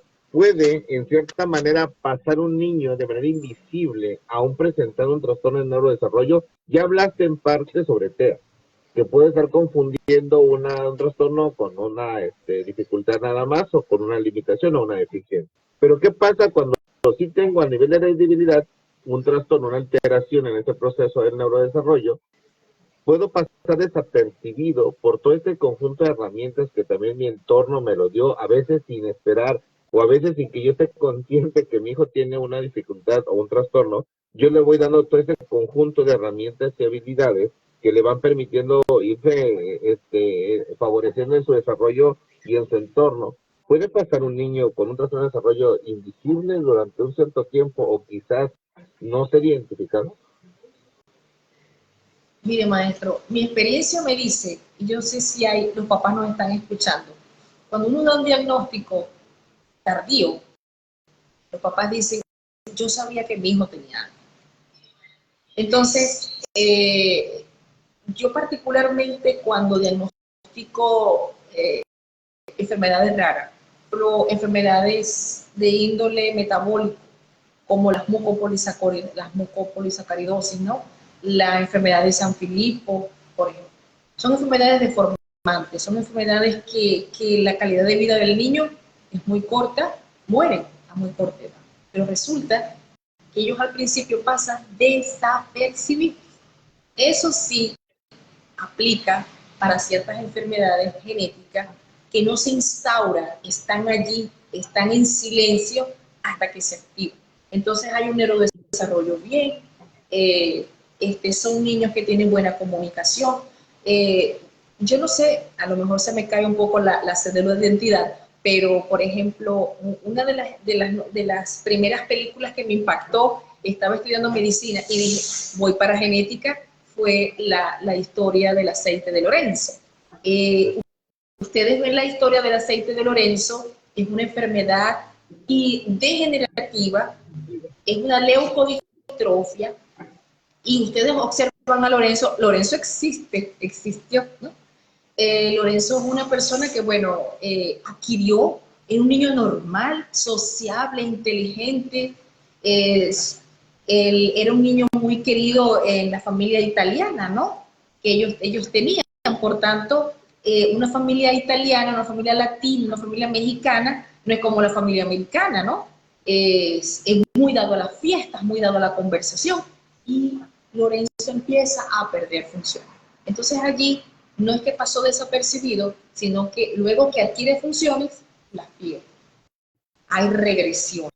Hay una cuestión, Cuando perdón que te interrumpa, hay una cuestión muy común también que sucede voy a hablar de Chiapas y creo que en varios lugares, el hecho de que a veces los papás empezamos a asociar eso a la personalidad de nuestros padres, por esa cuestión de que también en la película de Lorenzo, ¿no? Buscar así como que, es que un familiar mío era así, y con esa cuestión de debilidad buscamos, es que se parece a mi abuelito, se parece a mi tío. Y entonces, ahorita hablaste sobre ese proceso de empezar a perder funciones. Cuando hay un problema neurodegenerativo que es de los más difíciles en el proceso, tanto de explicarlo y decírselo a papá y mamá, porque sabe que va a haber un decremento en la función y en el nivel de funcional del sujeto, del niño o la niña o del adolescente, una de las características más importantes es que sabemos a dónde va a parar, porque sabemos que va a haber un decremento en estas actividades. Entonces, cuando planteamos esto en una enfermedad neurodegenerativa, como tú bien dijiste, va a haber enfermedades, y por eso te la tercera pregunta, de que va a haber algunos trastornos y va a haber enfermedades asociadas a la generación de trastornos a un nivel de conducta observable, pero va a haber algunos trastornos que no es que sean quizás a veces invisibles, sino que no las identificamos o básicamente no se detectó a tiempo. Y voy a hablar de algo que quizás hemos escuchado y aunque trabajo actualmente en esta parte de educación especial, ha habido un tiempo donde se hablaba mucho de lento aprendizaje y a veces generamos como términos que no están en un proceso científico aceptado o validado, si tú quieres así, pero lo usamos, ¿no? Lo usamos y ahí están, ¿no? Y se genera y decimos, pues el niño tiene esto, ¿no? Y el detalle es que la concepción coloquial de cómo lo estoy entendiendo impacta en el proceso de intervención o también en el proceso de cómo lo voy a trabajar y cómo voy a intervenir o cómo voy a generar un plan de intervención. Entonces tú mencionabas, para ir cerrado también por los tiempos, mencionabas una participación importante de dos actores en un primer nivel. Dos actores importantes, en este caso la persona que es papá y mamá, en este caso las personas cuidadoras del niño y la niña, y la otra los docentes, ¿no? Porque es donde pasa la mayor parte del tiempo y ahora con esta parte de educación inicial es donde pasa una mayor parte del tiempo, tanto el niño, la niña y papá, ¿no? O mamá. El segundo nivel donde me quiero ir, entra en este grupo de profesionales, en el que a veces hemos dado mucho énfasis solamente al neurólogo. Pareciera que hablar de un trastorno de neurodesarrollo, el que lo va a diagnosticar, el que lo va a definir, el que va a decir al final sí o no, es el neurólogo. Y ha habido un proceso a veces de hiperdiagnóstico por esta cuestión de generar que solamente es un profesional el que me lo va a definir. Y cuando empezamos a hacer esta indagación clínica, como mencionabas ya en la clínica, hablando ahora de experiencia personal contigo, y empezamos a hacer esta historia, decir, bueno, ¿qué pruebas le hicieron? ¿Qué diagnosticaron? ¿Qué descartaron? Porque hay un problema importante cuando se hace un diagnóstico, que no es la unión de criterios o la suma de criterios para que me genere ese diagnóstico, sino es primero descartar lo que no es para que pueda asumirlo como un criterio a esa patología, a esa alteración, a ese trastorno, ¿no? Entonces, este segundo nivel se genera muy importante, pero también hay una figura, y voy a puntualizar hacia la formación que tú tienes, ha habido una figura de la que a veces hemos prescindido mucho y es importante en la mayor parte de estos procesos, que es el neurogenetista. O sea, pareciera que como no es un problema que yo veo una deformación Estamos fenotípica, genotípica, extintos, maestro. pues es muy raro, ¿no? ¿Para qué lo voy a poner allá? Y entonces te decía, pareciera que el único profesional es el neurólogo, y no estoy desestimando que el neurólogo no participe, pero mencionaste algo muy importante, es un trabajo multi e interdisciplinario, ¿no? Y mencionabas mucho esta cuestión también de perspectiva de género, no porque el impacto, el desarrollo que tenga que ver, sino porque a veces la validación es como la tipificación en una prueba o la validación de una prueba, a veces está realizada en una conformación solamente masculina, ¿no? Entonces hoy que hablamos de esa cuestión, y lo mencionábamos, lo platicábamos hace poco, ¿qué pasa cuando la mujer, en ese caso, por la misma generación cromosómica y el proceso genético que tiene, madura un cerebro mucho más rápido de manera femenina, ¿no? Entonces, ¿qué sucede? No es que pase desapercibido, asumimos que la persona ya superó esa situación o esa deficiencia o esa debilidad o perdón, o esa dificultad que estábamos revisando anteriormente, ¿no? Entonces, sí nos llama la atención y por eso va a ir mi pregunta, como ya para ir cerrando, porque sé que va a haber temas, pero esto es una invitación para seguir Y continuando tenemos preguntas, en este maestro, tema ni y va a siquiera he haber otras mirado si tenemos cuestiones, ¿no? preguntas. Aunque veo por ahí algunas cuestiones. Pero va una pregunta sobre esta charla que estamos teniendo.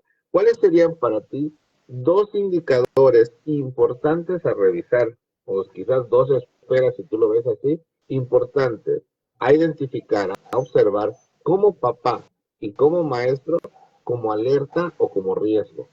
Dos muy importantes. No hablo de una conducta, te hablo de dos esferas o dos conductas muy importantes, que podríamos decir, no de ahí va a partir, pero sí, a ver, esto va a ser algo muy raro, va a ser una cuestión muy anormal, pero que tenemos que tomarle precisión. Y voy a encaminarme tantito algo. El lenguaje y el proceso de la oralidad se ha confundido mucho. Y de pronto puede decir, mi hijo ya tiene 3 o 4 años y no habla. Y ahora que se habla mucho sobre autismo y de comunicación y lenguaje o el habla, pareciera que ya cualquier niño que a los 3 años no está pronunciando correctamente o no está teniendo un sistema de comunicación adecuado, vamos bajo la observación de descartar autismo, ¿no? Ya no voy a hablar que diagnóstico, pero que sí se descarte la cuestión de autismo. Entonces, tú como experta, como esa parte de pericia que tienes, ¿cuáles serían dos o más criterios de alarma que tú dijeras, esto es importante? A ver, papá, a ver, docente, eso sería muy importante a considerarlo y a tomarlo en cuenta, ¿no? ¿Cuáles serían, Liliana? Bueno, los señales de alarma dependerían de la edad a la cual yo veo al niño. ¿Por qué? Porque los maestros, si seguimos el ciclo evolutivo de Piaget, nosotros tenemos que determinar qué edad tiene mi niño. Es lo primero. Saber a qué edad debo adquirir las destrezas esperadas para el neurodesarrollo. Por ejemplo. Entonces, si ya me hablan de un niño que está escolarizado porque está en la escuela, lo primero, una de las cosas que le tiene que llamar la atención a la maestra es un niño que no puede sociabilizar, que le es difícil la sociabilización, que no se integra al juego, que no sigue instrucciones. Lo segundo que le tiene que llamar la atención es la falta de regulación emocional. Eso tiene que llamar la atención, no para detectar o determinar que tiene un diagnóstico de un trastorno en particular, sino que que yo observe que para su edad ya no es capaz de regularse, porque esto tiene que ver mucho con funciones ejecutivas, y las funciones ejecutivas no se desarrollan en la adultez. Las funciones ejecutivas que tienen que ver con toma de decisiones, planificación, coordinación, ejecución, que esto tiene que ver hasta a qué hora voy al mercado, qué voy a comprar y cómo voy al mercado. Esto está relacionado. Sé que el maestro salió de la conexión, pero seguimos. No se preocupen que ya estamos al pendiente de que el maestro regrese. Les decía que esto es una situación que a cualquier docente tiene que llamarles la atención. ¿Por qué? Porque una función ejecutiva en las primeras etapas de la vida, las funciones están allí y están en maduración. Entonces, como dicen algunos psicólogos, lo primero que nunca pueden decir es un niño que no regula es que se calme. esa es una mala palabra, porque ningún adulto se calma, se altera. Entonces, a los niños tampoco se les puede decir cálmate, porque no lo van a conseguir. Sí, ¿no? Ahí estamos atentando contra su propia Sí, naturalidad, ¿no? Su propia naturaleza, perdón. porque Perdón que interrumpo, por ejemplo.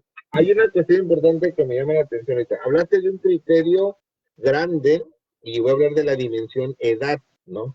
Y acá a veces también es importante, porque teníamos a veces tener nuestro acordeón, y a veces digo, a veces son cuestiones pequeñas que nos hemos olvidado. La edad, y hablaste de dos procesos, la socialización y el proceso de lo que tiene que ver con la regulación emocional, ¿no? Y tocaste un punto que era la sociedad ejecutiva, que tenemos ya una charla también planificada para hablar de función ejecutiva y aclarar qué es, ¿no? Porque de pronto lo nombramos mucho y no sabemos cómo se opera. Pero bueno, en este proceso de edad, es cierto que se ha hablado mucho sobre el proceso de crecimiento, lo hablaste al principio, el crecimiento, el desarrollo y la maduración, por eso planteaste mucho ese proceso de conceptualización que debemos tener.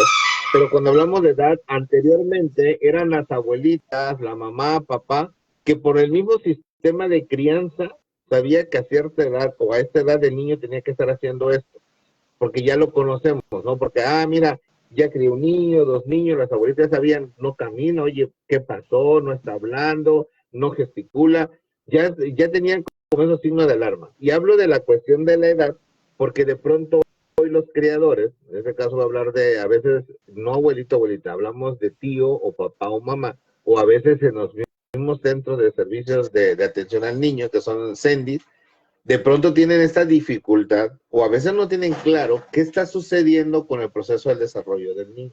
Y entonces, ¿qué es lo que sucede? No tomamos en cuenta esa parte de la edad.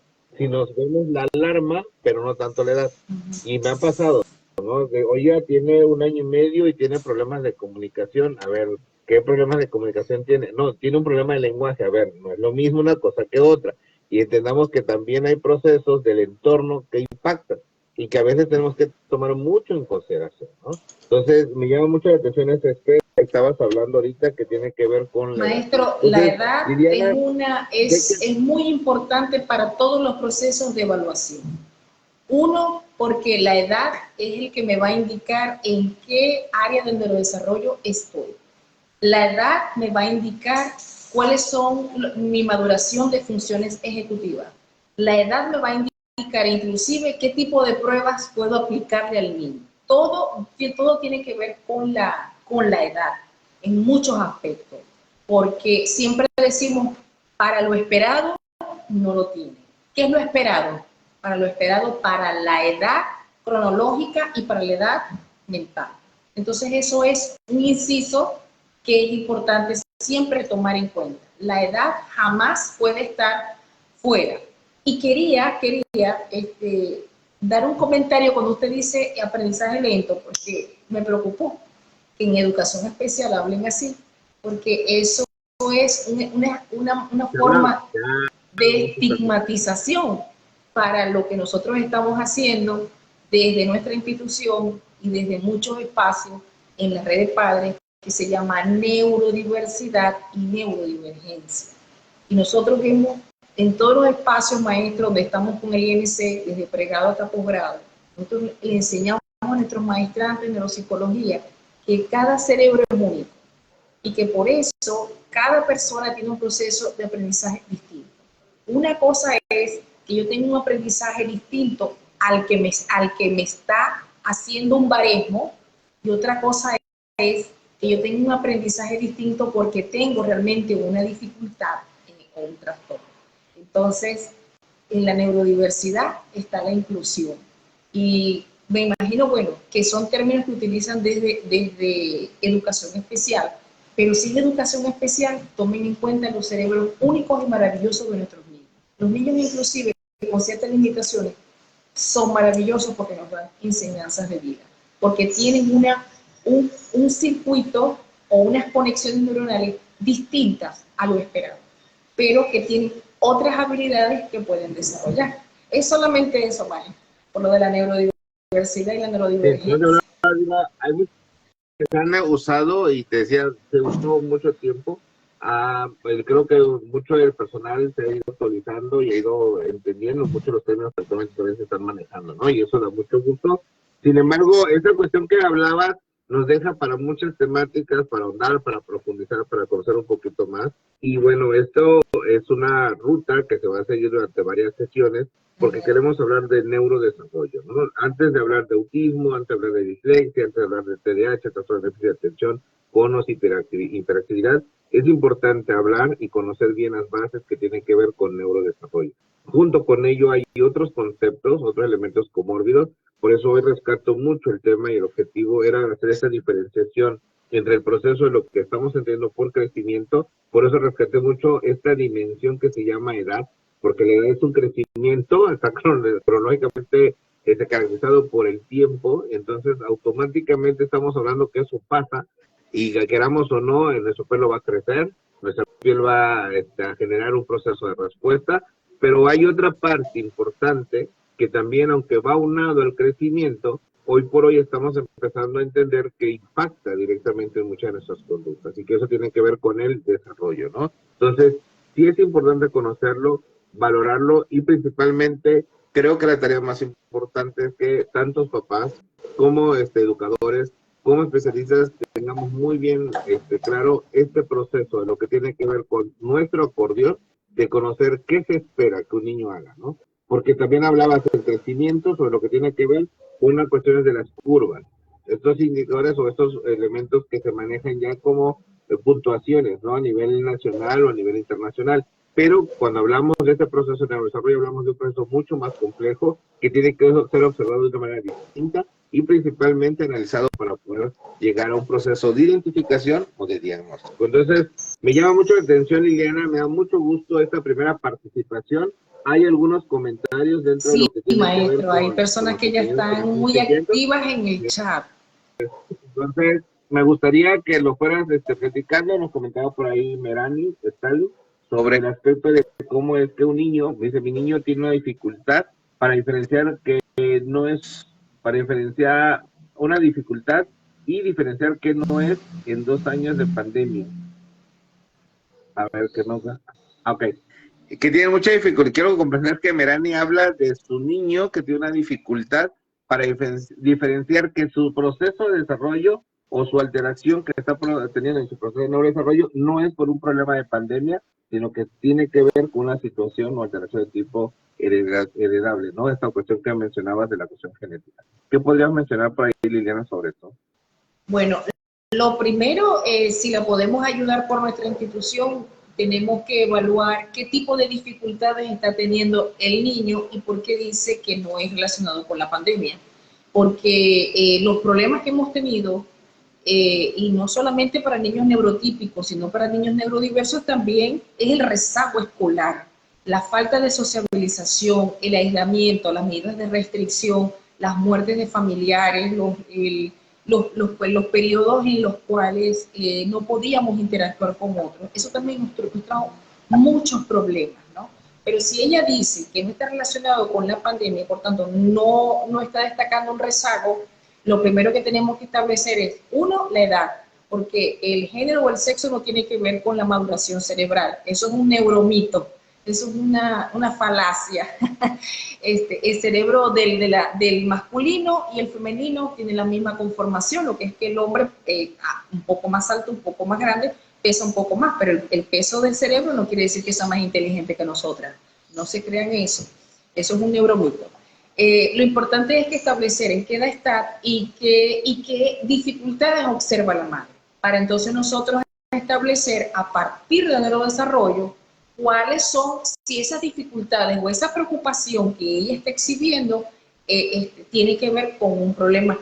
Porque, por ejemplo, yo he tenido pacientes que me llevan a la consulta que ya tienen un diagnóstico y resulta que no le hicieron potenciales auditivos para poder determinar su nivel de audición y resulta que lo que tienen es una hipoacusia y que por eso pues no atienden al llamado, no siguen instrucciones y tienen problemas de aprendizaje. Entonces, nosotros tenemos que primero o diagnosticar o descartar y para eso nosotros tenemos que hacer una valoración tanto neurológica como de neurodesarrollo y de crecimiento también, ver datos antropométricos, ver si su configuración corporal está acorde con lo esperado para su edad. Y aquí ya me están diciendo que tenemos que atender a los comentarios,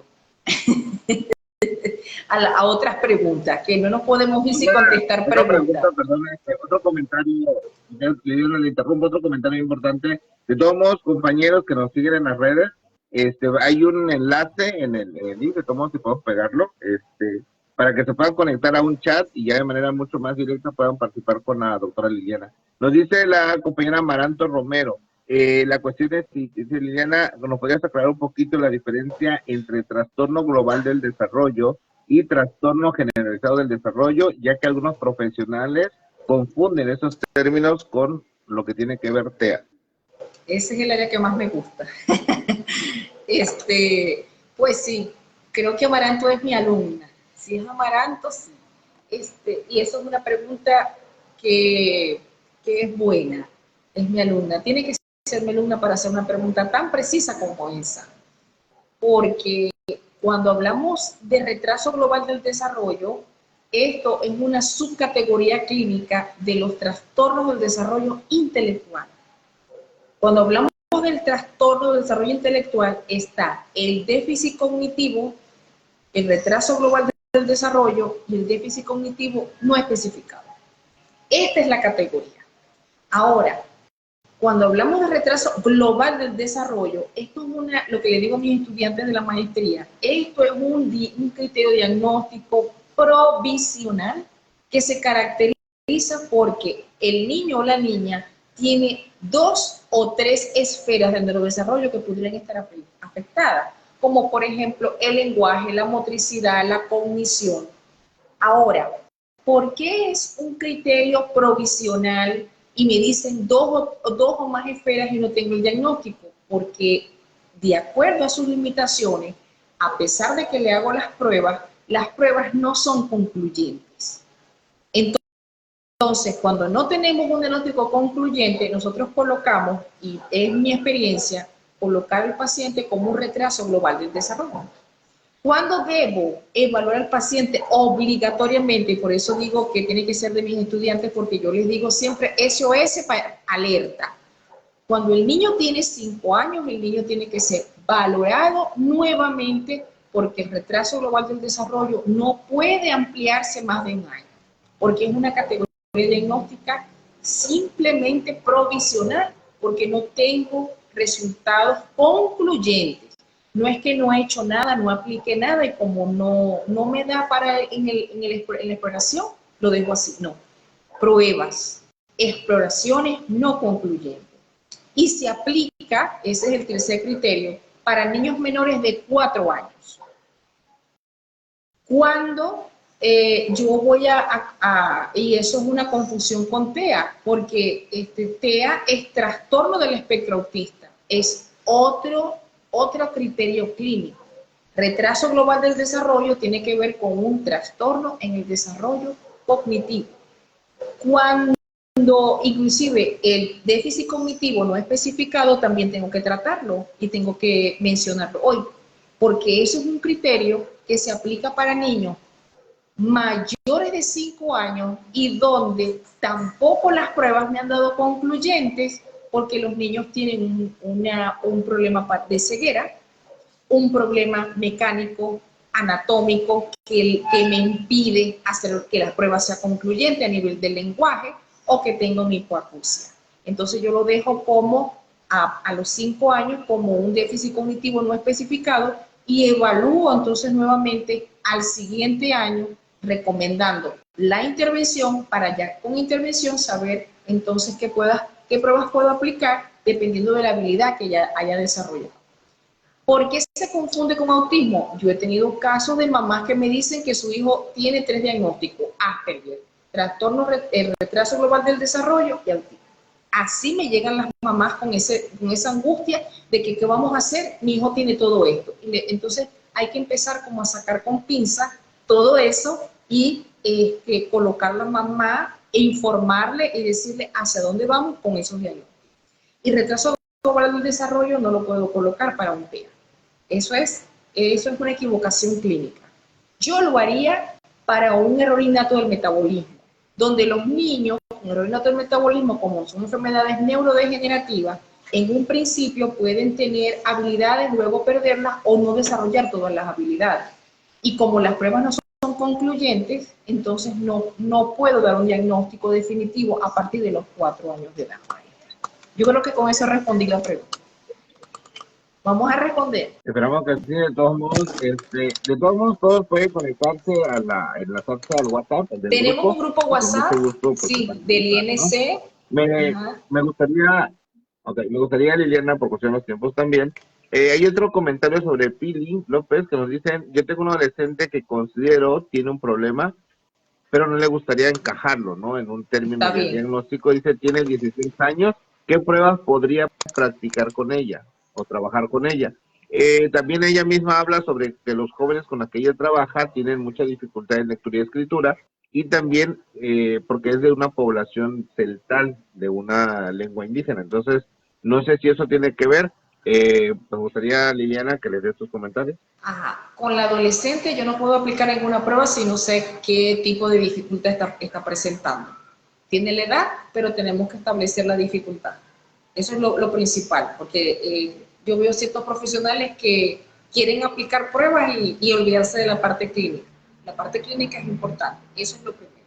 Con respecto al segundo caso, estamos hablando de un bilingüismo, pero yo voy a traer el DSM-5 y también la Guía Norteamericana de Discapacidad aquí. Nosotros no consideramos que una persona que pertenezca a un sistema sociocultural distinto o que haya tenido un rezago o un aislamiento cultural tenga déficit cognitivo o una alteración para los procesos de aprendizaje. Entonces, lo importante es no colocar una etiqueta diagnóstica para estas personas, sino explorar la habilidad lingüística que tiene para nuestra lengua, que sería el español, y para la lengua autóctona de este grupo, porque no podemos decir que tiene una dificultad del aprendizaje. Entonces, ¿quién tiene que intervenir aquí primero? Pedagogía. Y una persona que pudiera ser interlocutor o un traductor de ambas lenguas y conversar con la persona en su lengua nativa, porque esto es un bilingüismo, pero el bilingüismo no está relacionado con problemas en el aprendizaje y tampoco con los problemas de comunicación.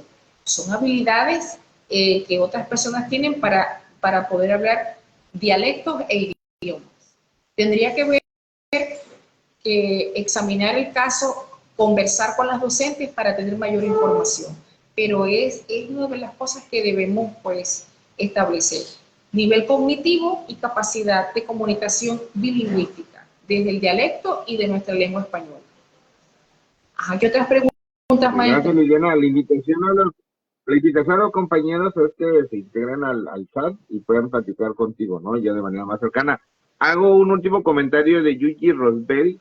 Dice, doctora, mi sobrino es muy inquieto y tiene 3 años y siempre está tirando todo, sí es muy inteligente, pero parece muy hiperactivo. Nunca se sienta y tira todo. ¿Qué podríamos plantear? Ok. Es inquietud, no vamos a confundirlo con TDAH, ¿no? Eso es otro error clínico, porque a veces yo veo, bueno, usted lo ha visto en los casos que he presentado en algunas conferencias de que me dan un diagnóstico de TDAH, tiene 3 años y ni siquiera está escolarizado, no está en la etapa primaria, ¿no? Uno, el niño tiene 3 años. ¿Cómo sabe que es inteligente? Tiene habilidades. ¿Qué habilidades tiene para que usted diga que es inteligente? Todos los niños son inteligentes, pero ¿qué habilidades tiene? Si el niño es inquieto, hay que observar, porque cuando hablamos de niño hiperactivo, que son los signos clínicos que yo coloco como un diagnóstico provisional hasta que tenga la edad, el niño hiperactivo es un niño que tiene problemas en el sueño, no duerme, no deja dormir, tiene insomnio. Otra de las cosas es que desde que se levanta hasta que se acuesta tiene hiperactividad motora. Todo el tiempo está en movimiento y jamás se cansa. Y el habla no se puede controlar. Entonces yo no creo que el niño de 3 años tenga todas estas características, que todo lo toca, que todo lo mueve. Ok. No puedo decir que tenga un TDAH, pero sí recomendaría saber si este bebé tiene valoración por neuropediatría, conocer peso, talla, saber si el niño tiene alguna otra condición o comportamiento, además de esa hiperactividad motora. Y si dice que es muy inteligente a los 3 años, ¿qué es lo que está viendo en el niño? Que tiene una habilidad para sociabilizar, que cuando usted lo coloca un juego de rompecabezas a los 3 años el niño lo puede realizar.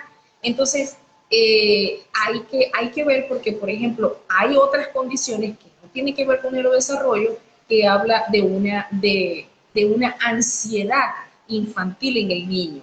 Y muchas veces tenemos que entrevistar a la familia para establecer qué tipo de vínculo o qué tipo de comportamiento tienen los padres de ese niño y quién está al cuidado del niño, que también es muy importante, porque muchas veces evaluamos el comportamiento en un ámbito y el comportamiento en el otro. Si, por ejemplo, si usted es la abuelita o es la tía quien lo cuida y se porta así, pero luego se lo lleva a los padres y los padres niegan que el niño se porta así, quiere decir que tiene un comportamiento que se acomoda a un ámbito y se desacomoda en el otro. Entonces no podemos hablar de que hay un trastorno, porque cuando hablamos de una alteración o trastorno, el comportamiento es igual en todos los contextos. Y cuando hablamos de TDAH, aún más, porque vemos estos comportamientos en el hogar, pero también en la escuela, cuando se enfrenta a los desafíos académicos y a la sociabilización.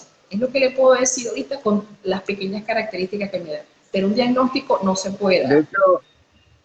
hecho escribió, sí, obviamente sí es un padre claro que no se diagnostique en un sistema de una sesión ni nada más con una información concreta, pero nos llama la atención, Yuyi, una cuestión que agrega, que dice, arma rápidamente un rompecabezas. Agregaría acá, Liliana, esa cuestión que decías hace rato, ¿no? ¿Qué pasa con esos procesos de herramientas y habilidades que va adquiriendo el niño? Y esto, Yuyi, sería muy importante considerarlo porque quizás a veces no sería tanto una hiperactividad, sino también un proceso de adquisición cognitiva o de este proceso de intelectualidad avanzada. Y podríamos hablar de un niño, ¿no? Que va con una aptitud sobresaliente, que comúnmente se le llama, que podemos potencializar, ¿no? A veces transformamos una conducta y lo volvemos a encasillar en un trastorno, ¿no? Entonces, sí tenemos que considerar mucho esto, Yuyi. La invitación es poder tener una plática, únete al WhatsApp de grupo y platique, ¿no? Ahí lo más importante es acercarte más directamente y ver todas las dimensiones, pero sí es ahora sí un indicador muy importante lo que mencionas, el que a su edad de los 3 años él esté armando rápidamente rompecabezas, cantidad de piezas de ese rompecabezas es importante, la velocidad se ha ido aprendiendo, desarrollando el mismo nuevas habilidades para poder trabajarlos, pero ese proceso, Yuji, pues ya se va generando en el proceso de la clínica y la interacción que se tenga, ¿no? Con los profesionales. Agradecemos a todos los compañeros que están en la red. Liliana, sé que por ahí hay algunas preguntas que creo también te pasaron. No sé si las tengas a la mano para poder intervenir. Me gustaría que fuéramos un poquito más concretos por la cuestión de los tiempos. Tenía programado un tiempo el día de hoy y pues si lo respetando podría hacernos las cápsulas. Bueno, como ya el tiempo se terminó, no quiero dejar de pasar, de decirle que estoy muy agradecida, maestro, como usted sabe, que yo estoy muy agradecida con usted por este espacio que permite un discurso y una conversación coherente, inteligente y que además nos lleva a dar muchas herramientas para las personas para que puedan ir observando con una visión crítica, no de etiquetar. Segundo, nuestra institución, que es el Instituto de Estudios Neuropsicopedagógicos INC, junto a la Clínica Senkai, tenemos unas actividades. Ya hoy estamos ya pues inaugurando nuestro Facebook Live, que van a ser una vez a la semana. También tenemos unos entrenamientos gratuitos de 2 horas que tienen materiales y constancia si el participante la desea. De resto participa pues de manera tranquila, sin ningún inconveniente, y tenemos diplomados que en el área de dificultades del aprendizaje, neuropsicología de la lectoescritura, y además tenemos evaluación neuropsicológica. Y este jueves a las 7 de la noche, hora México, si no me equivoco, tenemos nuestro primer workshop del año. Un workshop es un taller interactivo virtual totalmente gratuito de entender para comprender la dislexia. Sé que les va a encantar, son 2 horas de un entrenamiento donde vamos a alejarnos de la teoría un poquito y adentrarnos en el cerebro del niño disléxico. Además, que dentro del workshop yo les voy a dar algunas herramientas pedagógicas y además unas recomendaciones que van a llevar en el aula y que pueden trabajar perfectamente con algunos niños. Esa es la invitación, maestro.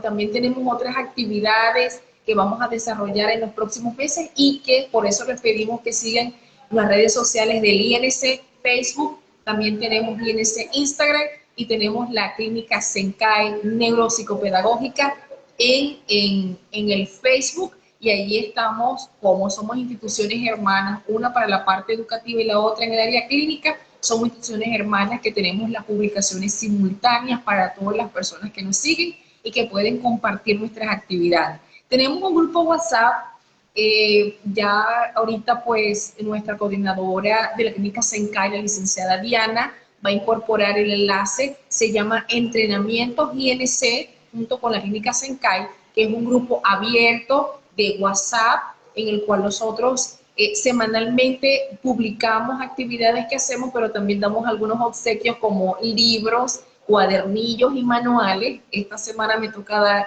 el obsequio para dislexia, que sé que les va a encantar a los educadores porque les voy a dar unos cuadernillos para trabajar y un manual para poder aplicar estas estrategias, maestro. Así que bueno, el INC y el Senkai están arrancando este año, en este primer semestre del año, con mucha fuerza, con mucha vitalidad. Estoy muy contenta porque tenemos un equipo de jóvenes que yo les llamo los voluntarios en acción del INC y de Senkai, y que están trabajando con nosotros en el área clínica, están atendiendo a nuestros niños, a las familias, y realmente pues eso me llena de satisfacción porque nos estamos consolidando como una institución de prestigio, tanto educativa como de atención neuropsicológica, y dándole apertura a profesionales que ya prácticamente están para graduarse, para que ellos puedan hacer sus prácticas con nosotros. Maestro, adelante. Me gustaría no despedir antes de despedirnos, no irnos sin el comentario que deja Candelaria. Candelaria Arreola Ordóñez, te comento, si puedes contactarte en el WhatsApp, sería muy interesante, porque ella nos comenta, hola, buenas tardes, tengo un alumno de prepa que está pasando un trastorno y platicando con él me dice que últimamente escucha voces. Ya por ahí estaremos hablando de un problema diferente, un poquito quizás más complejo, pero que sí sería bueno abordarlo. En este momento, Candelaria, te están publicando la coordinadora, que es la licenciada Diana, el enlace del chat, del WhatsApp. Contacta por ahí y la doctora Liliana, en lo que pueda apoyarte y orientarte, pues estamos para eso, ¿no? Entonces, es invitarte nuevamente, confirmar el próximo jueves a las 7 de la noche, si no me equivoco. Sí, hora México. Estamos entrando con el workshop de lo que tiene que ver con dislexia. Más allá de un proceso teórico, es un taller. Y todas las semanas, los invitamos nuevamente a partir del próximo martes, continuar con esta charla del día de hoy, y si pueden ayudarnos a compartir, con mucho gusto. Estamos con la mejor disposición de ir trabajando todo este enfoque de lo que son las neurociencias y la neuroeducación, desde el enfoque de lo que son neurodesarrollo y crecimiento infantil. En la primera etapa vamos a hablar más adelante de adolescentes y adultos, pero bueno, hoy estamos iniciando con el primer Facebook Live. Agradecemos al equipo de los compañeros voluntarios que están trabajando, a la licenciada Diana por esta coordinación que estuvo trabajando atrás de la cámara. Aquí está Paloma, que es parte del equipo de voluntarios que está con nosotros. Y pues, por ahí la licenciada Sadia también, y otros compañeros que se llaman su nombre, pero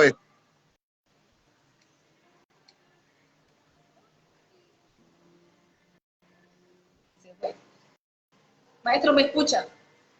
La continuación del tema de hoy sobre trastorno de neurodesarrollo y identificación y dentro del proceso de la escolarización, es lo que se va a abordar dentro de 8 días. Y el próximo jueves, no se pierdan, a 7 de la noche, horario México, también en estos canales se va a estar publicando el trabajo de dislexia a través de un workshop, un taller virtual. Básicamente es abordar esto desde la propia práctica. Que estén muy bien, mucho gusto. Por favor, gracias. Ahí buenas noches a todos, muchas gracias, maestro. Bendiciones para todos. Y muchas gracias. Se les quiere y se les respeta. Chao, chao. Hasta luego, buenas noches. Saludos a todos. Gracias. Hasta luego.